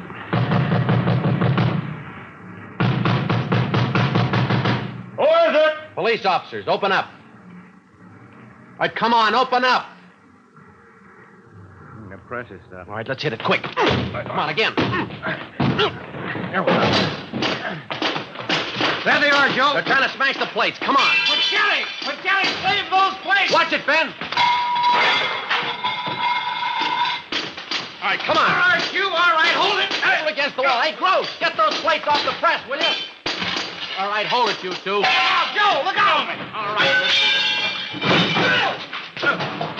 Get the plates, Joe. I round up those men and keep the doors covered. Get away from those tables. Come on over by the wall. That's about most of them, Joe. Those two men going out the door. Come on, head them off, will you? Come on, you. Come on, back in. All Get right. out. Wait, get your hands off her. Hold it up, mister. Come on, over there with the rest. You'll pay for this. I'll sue you down your last nickel. Yeah, come on, simmer down. Hey, Joe, we got Rudolph going out the back. Right. Call the office, will you? We're going to need transportation. Okay. Take those two with you, huh? Right. Come on. Well, we got enough evidence against them. Yeah, we're going to need it. 2 full pages of the junk right here. Yeah. Look. Right next to it. Yeah. Page from the Bible.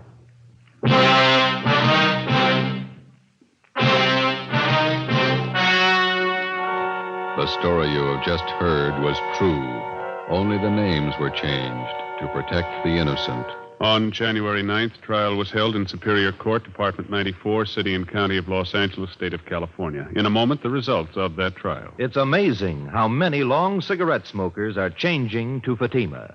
Here is the actual report. From coast to coast, king-size Fatima has more than doubled its smokers. Yes, more and more smokers every day are discovering that Fatima is the best of all long cigarettes. Long cigarette smokers find Fatima has a much different, much better flavor and aroma. Long cigarette smokers find that Fatima is extra mild because it's the long cigarette which contains the finest Turkish and domestic tobaccos superbly blended to make it extra mild. So enjoy extra mild Fatima. Best of all long cigarettes. It's wise to smoke extra mild Fatima. It's wise to smoke extra mild Fatima.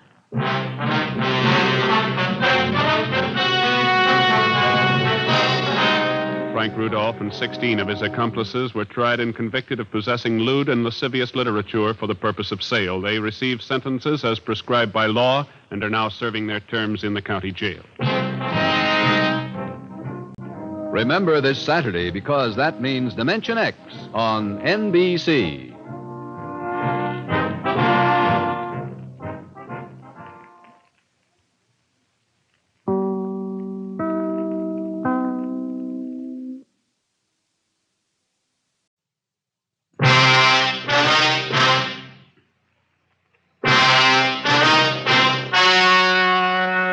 The story you are about to hear is true. Only the names have been changed to protect the innocent.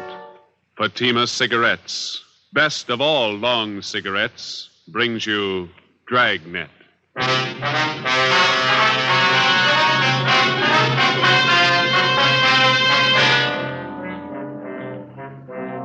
You're a detective sergeant. You're assigned to robbery detail. Vicious gunmen have committed assaults, robberies, attempted murders. Their victims, Army officers stationed in your city. Your job, get them. If you want a long cigarette, smoke the best of all long cigarettes. Smoke king-size Fatima. Fatima is the long cigarette which contains the finest Turkish and domestic tobaccos superbly blended to make Fatima extra mild. And that's why Fatima has a much different, much better flavor and aroma than any other long cigarette. That's why Fatima has more than doubled its smokers coast to coast. So enjoy Fatima, the best of all long cigarettes. It's wise to smoke extra mild Fatima. It's wise to smoke extra mild Fatima.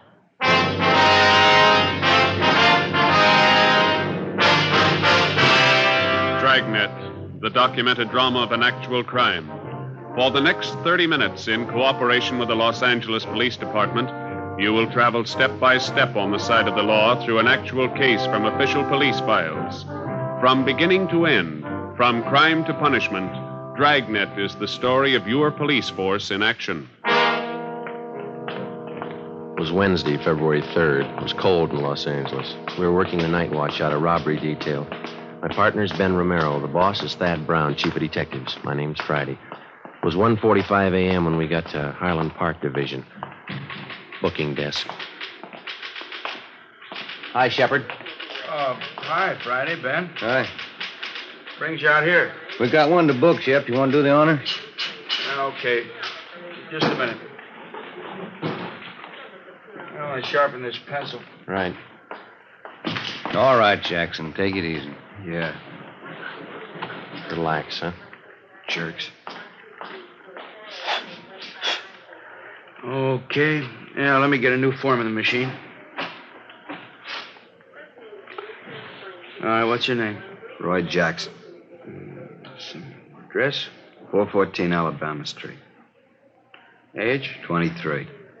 Location of arrest? 1730 West Hill, the old Ranger Tavern. Ranger Tavern. Time of arrest? 11:25 p.m. Charge? Suspicion 211 PC. PC. Come on. Let's get this over with. Hey, you got lots of time. Let's check your property. All right, Jackson, everything out of your pockets. Put them on the desk.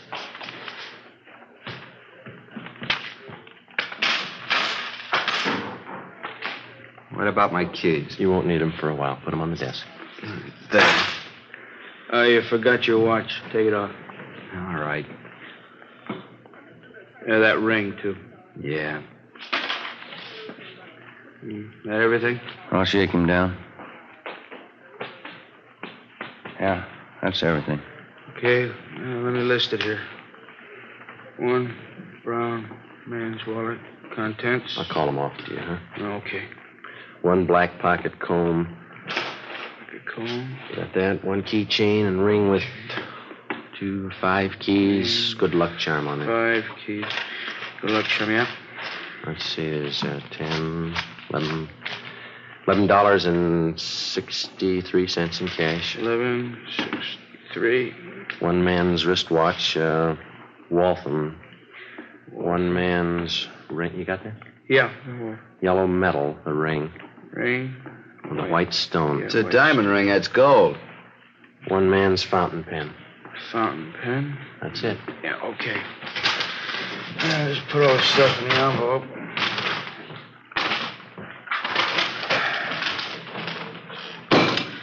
Okay. Get me a booking number, will you, Jimmy? Here's a receipt for your stuff, Jackson. Itemized. Yeah. And here's your copy, fella. Thank you, Shep. Murdoch. Yes, Sergeant? Got one for you. You got a slip on it? Yeah, here. Thanks. Let's go. Wait a minute. You got nothing else to say, huh, Jackson? Been yapping at me for 2 hours. I told you all I'm going to tell you. 6 robberies, 6 assaults, 3 attempted murders. It's a tough rap to stand alone. What about your pals? You got my story. Okay, take them. Oh. Stubborn. Yeah. We better get the arrest on the teletype. All right. What? 2 a.m. It's a long day. It's Thad Brown coming in the door. Yeah. Hi, Chief. Hi. What are you doing out here this time of the morning? On my way home, thought I'd drop by and call the office. Forgot something. What about Jackson? Do any good? Not much. He's got a story. Stick him to it. Where'd you pick him up? Bar on Hill Street. We booked him here. It's out of the way. Jackson finger any of the gang? No, question him 2 hours. Either you got a smoke? No. Yeah. Here you go. Well, let's go in this office. Sit down a minute. It's a good idea. My feet are killing me. Pretty hard to figure this thing. All right. Yeah. Thanks. Gang of cheap hoods, armed to the teeth, slugging, shooting their way around town, coming from all directions. We got it fairly well narrowed down, and 9 out of the 10 jobs they pulled, they operated either in San Pedro, the central area, or Hollenbeck. Still haven't any idea why they pick Army officers for their victims. Jackson wouldn't tell us why. The MO still the same? They haven't switched? Not a bit. The hold-up men still dress as Army enlisted men. They steal a car, offer rights to officers, slug them, rob them, and shoot them. Same thing, 10 times over. Has the Army checked their personnel out at the fort? Keeping tabs on as close as possible. I don't think it's the work of any bona fide enlisted men, though. Well, we'll haul out Jackson and talk to him again in the morning. Maybe he'll be ready to tell us something by then. I'll stay after him. If you need any more men from Metropolitan to help out on this thing, let me know. Okay, Skipper. You better make that call and get home. Late. Yeah.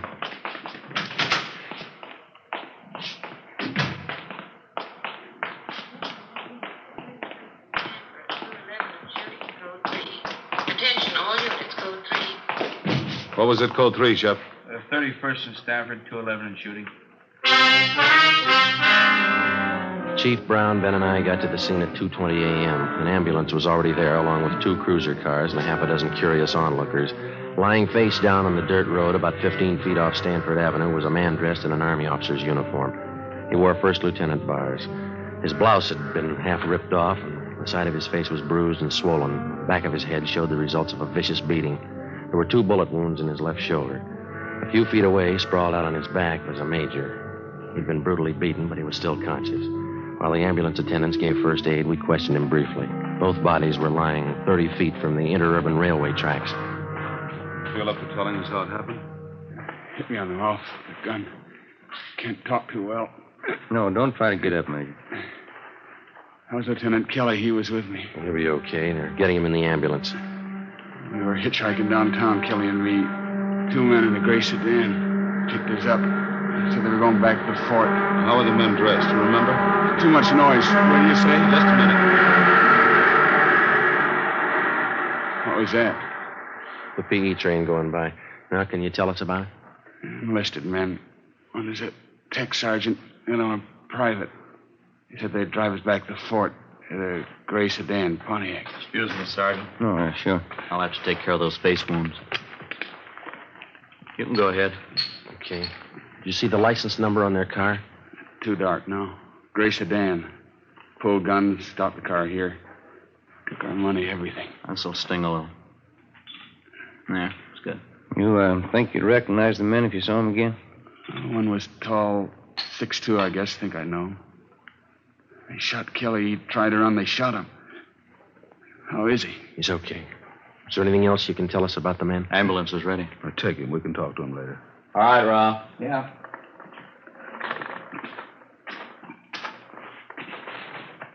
All right, easy. Okay, let's go. It's not getting any better. They sure like to cut him up, don't they? Pretty good set of footprints over there. Tire impressions. Better call the crime lab. Yeah. 2 men in a gray sedan. How does that match up? Same MO, Army officers. Said one of the gunmen was tall. Mean anything to you? Well, most of the other victims gave us that description. Either the same tall guy works most of the jobs, or he's got a twin brother. The stats office make a run on the description for you? 4 different times. Nothing yet. I'd better get this new information on the air right away. Yeah. They steal a different car for every job, and the morning after we find the car, usually clean, no prints. This thing doesn't add up in my book. Army officers aren't loaded with... I said Army officers aren't loaded with dough. These punks are after something else besides money. What do you mean? Well, for every dollar they steal, they break a bone. How does that shape up to you? You think they like to draw blood? I think so. I think they're pointing for murder. What's the motive, Chief? Oh, forget the motives. I don't care what their reason is. Somebody's robbing and shooting. It's our job to stop them. That's the trouble with motives. How do you mean? They always show up after the murder. 2:40 a.m. The crime lab crew arrived and went to work searching the area for evidence and taking casts of the footprints and tire impressions. The chief of detectives, Ben, and I drove back to Georgia Street Receiving Hospital in time to watch the doctor remove 2 .38 caliber slugs from the shoulder of one of the victims. From his ID bracelet, he was identified as Harold Kelly, 1st Lieutenant Signal Corps, U.S. Army. The other victim was Major Richard Farmer, Signal Corps. I initialed the slugs for evidence, and then we drove back to the crime lab and dropped them off. The next morning, before they were transferred to a military hospital for further treatment, we talked with Lieutenant Kelly and Major Farmer and filled out a robbery report and one for a crime against person. At 5 minutes past 10, we checked back into robbery detail. Better see if we can get a stenographer in here. There's a lot of paperwork to catch up on. Yeah, I'm going to have to learn shorthand. Romero, Joe? Yeah, Ed? Come in a minute, will you? Right. They picked up a gray sedan using that job last night. Where? Out on Laguna, about a block from Echo Park. They find anything?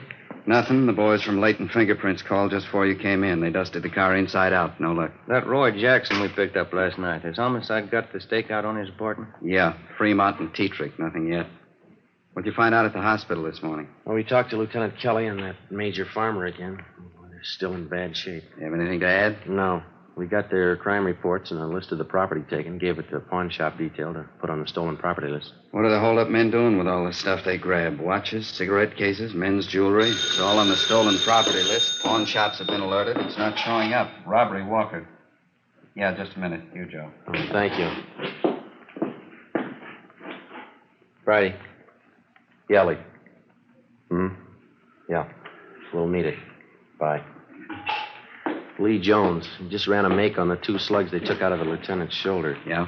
They came from the same gun that wounded 4 of the other victims. Figures. How about the footprint cast they took out there last night? No, it didn't work out. Lee said he tried matching him up with that set of prints we came across on that job Sunday. There's no match.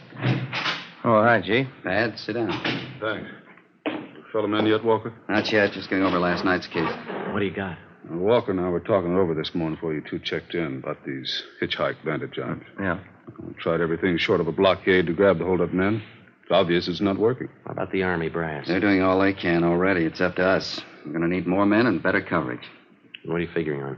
System decoys planted around the city and every area these hitchhike bandits have been operating in. Gonna take a lot of men, isn't it? Be worth it if it pays off. About 50 or 60 men should do it. They'll be dressed as second lieutenants all the way up to colonels. They'll travel in pairs. They're going to bunk out at the fort? If we can arrange it, yeah. They'll be instructed to hitchhike their way around town. Bulk of them will operate between 8 p.m. and 6 a.m. What kind of support they going to have? You men in robbery and homicide. I'll have a special detail of cars from Metropolitan Unit to help cover the unprotected spots. When does it start? Tonight.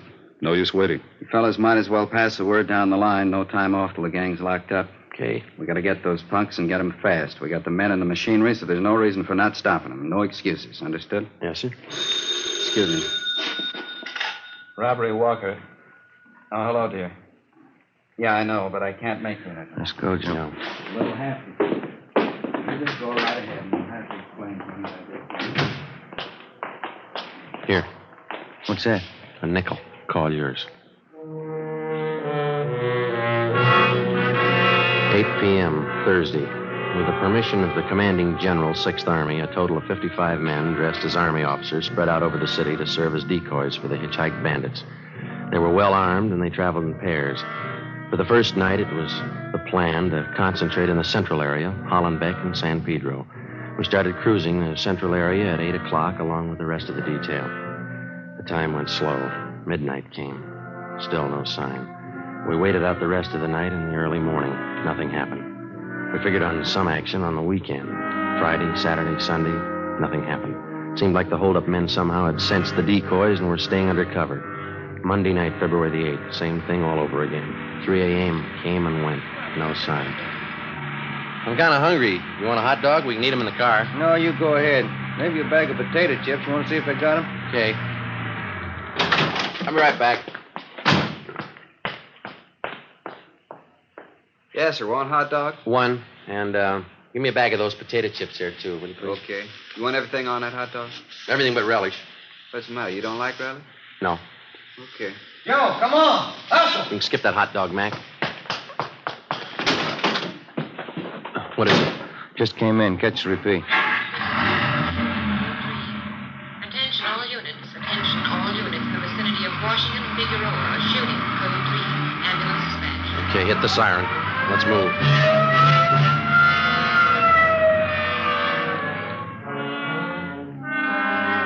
When we got to the scene, neither of the 2 victims were identified as police decoys. One of them had already been placed in the ambulance. Ben went over to talk to him. The second victim was still lying in the street, his chest riddled with bullet wounds. 2 figures bent over him, an ambulance attendant and a priest. That heavenly Jerusalem where God shall wipe away the tears from your eyes, where there shall be no more sorrow, no more sickness, no more death, where you will live forever in possession of that happiness which the eye hath not seen nor the ear hath heard, neither hath it entered into the heart of man what things God hath prepared for them that love him. Same as that up, Joe. Hitchhike game. Yeah. Well, the victim can't help us much. How about this man? Oh, wait a minute. In the name of the Father, and of the Son, and of the Holy Ghost. Amen. There's your answer.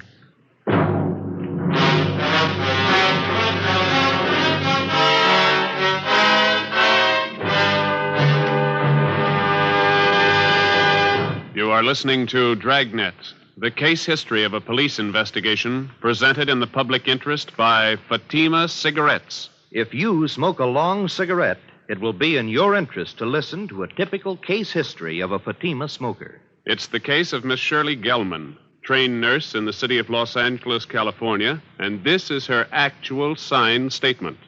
Hospitals are short-handed these days, and nurses are working under pressure. I've found king-size Fatima just perfect when I'm off duty. They're extra mild, and even in the wee hours of the morning, Fatima tastes just fine. I urge all my friends to buy them.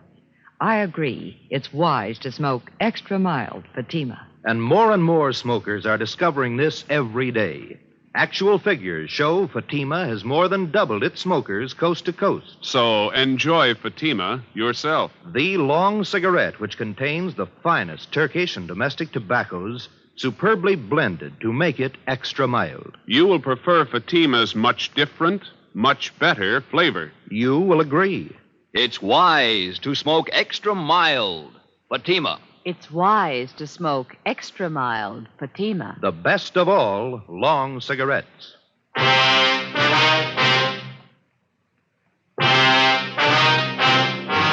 Wednesday, February 10th. At the inquest, the murder victim was identified as Marine Corps Lieutenant Robert Paul Lawrence, age 24. The bullets removed from the body at autopsy were taken to the crime lab where the ballistics men ran them through. They were fired from the same gun used in the previous hold-up shootings by the hitchhike bandits. The companion of the victim at the time of his murder could add little to what we already knew as far as the descriptions of the gunmen were concerned. The following morning, Ben and I drove out to the home of the murdered man to interview his father, a colonel, Marine Corps, retired. Black wreath on the door. Yeah. It's a big house, isn't it? Mm-hmm. Yes, sir? Police officer, sir. This is Sergeant Friday. I'm Sergeant Romero. Oh, yes. I saw you the other day at the inquest. Yes, sir. We hate to bother you again, but we'd like to ask you a few questions. Yes. All right. Will you step in? Thank you. This way. He was a small man, well-built, with thick snow-white hair combed straight back and a neat white mustache well-trimmed. He walked deliberately with his shoulders thrown back as he showed us into a large living room richly furnished. A picture of the Battle of Belleau Woods hung over the large fireplace. The rest of the pictures in the room were of famous Marine Corps officers. Now, gentlemen, how can I help you? It's about your son, Robert. We didn't want to bother you at the inquest. Yes. I guess I don't have to tell you. Bob's death was a blow. Yes, sir. He's been staying here with me from time to time since my wife died last year. House this big needs people. Just myself, the wife gone. Yes, sir. We'll only take a minute. You see, everything had been taken from your son, and we'd like to find out if you know what personal property he was carrying at the time he was... Well, I don't know. I guess he had the usual things, a few dollars, his wallet, St. Christopher medal, silver, his watch. Was the St. Christopher medal valuable? Oh, not too much, no, not monetarily. And that watch? Well, yes, that was worth something, a pocket watch. I gave it to Robert when he was commissioned at Quantico. That's his graduation picture on the mantel. Here. This is Robert. Yes, sir. Mm-hmm. Fine boy, Sergeant. Robert was a good Marine. You think you could describe the watch for us? Gold pocket watch. Cost quite a bit when I bought it for him. There's some engraving on the inside of the cover. What is it? Says, from an old Marine to a young one. Signed, Dad. Mm-hmm. Anything else about it, sir? Very fine jeweler friend of mine made the watch. It has small chimes inside, and when you push the lever on the side, it chimes the hour and nearest quarter hour. Very clever. Yes, sir, I see. As far as you know, then, those are all the valuables he had with him. Yes. All right, Colonel Lawrence. Thanks very much. Oh, you don't have to rush off. Can I fix you a cup of coffee? Stay a while, won't you? I'm sorry, Colonel. We have to get back to the office. Oh. Well, let me show you to the door. I hope I've been of some help to you. You're not feeling too well. You've helped a lot, sir. Thank you. Thank you. Goodbye.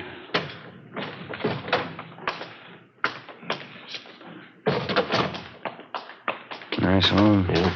Beautiful furniture. Everything a man could want. Except the sun. For the next 6 days, we got nowhere. Both robbery and homicide details stayed at work on the case. The citywide decoy plan continued along with the extra night patrol of cruiser cars from the Metropolitan Division. Dozens of leads were received and tracked down. None of them paid off. We stayed on it, but despite all our work, in 1 week, the hitchhike bandits were credited with 16 car thefts, 8 actual holdups, and 3 more assaults with intent to commit murder. February 18th, 2 p.m. Ben and I were called to Captain Walker's office. Close the door, will you, Ben? Oh, yeah. What is it, Ed? Both of you know Burdick here, theft detail? Oh, yeah. Sure. I am. You want to tell him what you just told me, Burdick? Yeah, I was just telling the captain. I was on night watch last night with Resnick, and we picked up this guy for grand theft auto. Got him out in a bowling alley on Vermont. Yeah. Well, Resnick and I didn't think too much about it.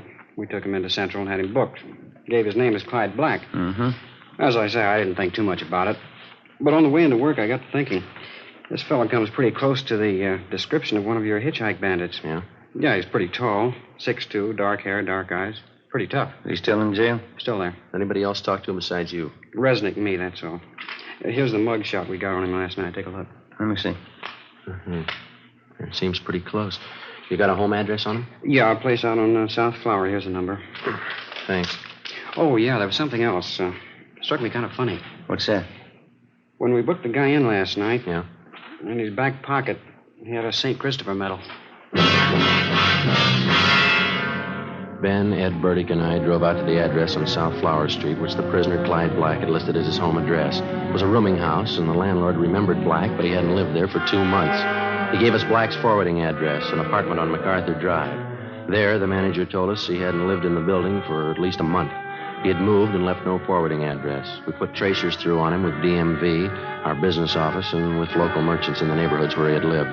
By 6:30 p.m., we had an answer. An apartment on Pico Boulevard, just east of Alvarado. At 7 o'clock, we were on our way up in the elevator to the 3rd floor of the apartment house.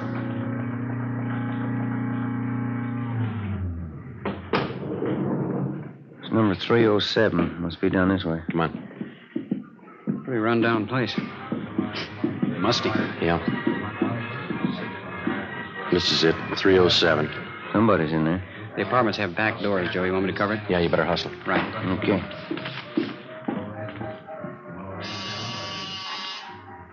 Stop talking. Yeah, what is it? Mailman, registered letter. Okay. Give me. Police officers. Move you guys. Pop. Up, Joe. Yeah. Hey, they're going out the back, Ben. Watch it.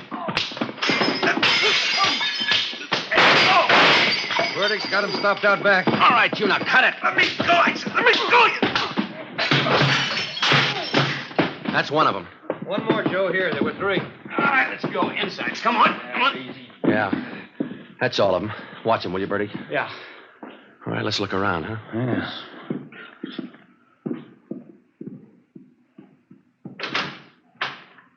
Take a look. Yeah, enough uniforms for an army. Before we left the apartment, we searched it thoroughly and found dozens of personal valuables, watches, rings, and wallets. There was also a .38 caliber Colt. We took the 3 men downtown and booked them at Central Jail. Then we dropped off the gun that we found at the crime lab for a ballistics check. 8:35 p.m. We brought suspect Clyde Black to the interrogation room. Captain Walker, Ben, and I confronted him with the evidence. Here you are, Black. Take a look at these.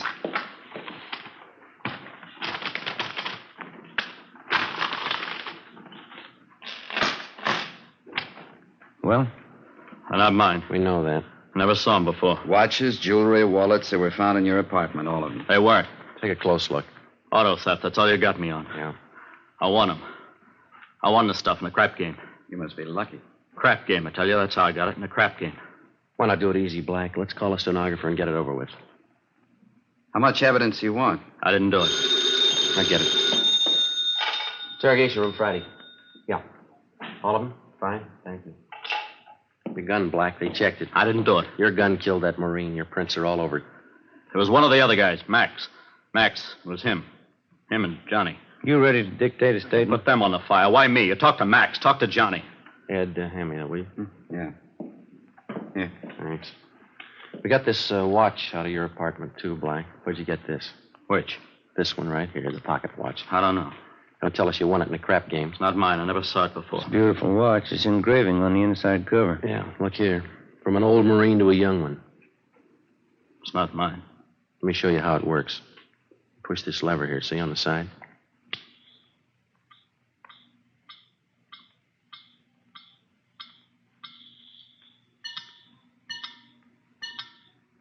Now, how about it?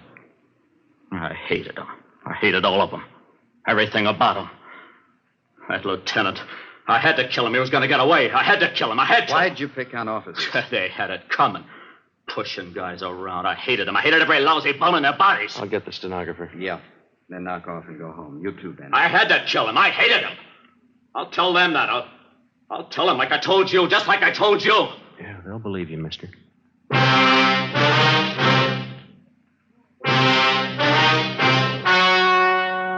The story you have just heard was true. Only the names were changed to protect the innocent. On June 17th, trial was held in Superior Court, Department 87, City and County of Los Angeles, State of California. In a moment, the results of that trial. It's amazing how many long cigarette smokers are changing to Fatima. Here is the actual report. From coast to coast, king-size Fatima has more than doubled its smokers. Yes, more and more smokers every day are discovering that Fatima is the best of all long cigarettes. Long cigarette smokers find Fatima has a much different, much better flavor and aroma. Long cigarette smokers find that Fatima is extra mild because it's the long cigarette which contains the finest Turkish and domestic tobaccos superbly blended to make it extra mild. So enjoy extra mild Fatima, best of all long cigarettes. It's wise to smoke extra mild Fatima. It's wise to smoke extra mild Fatima.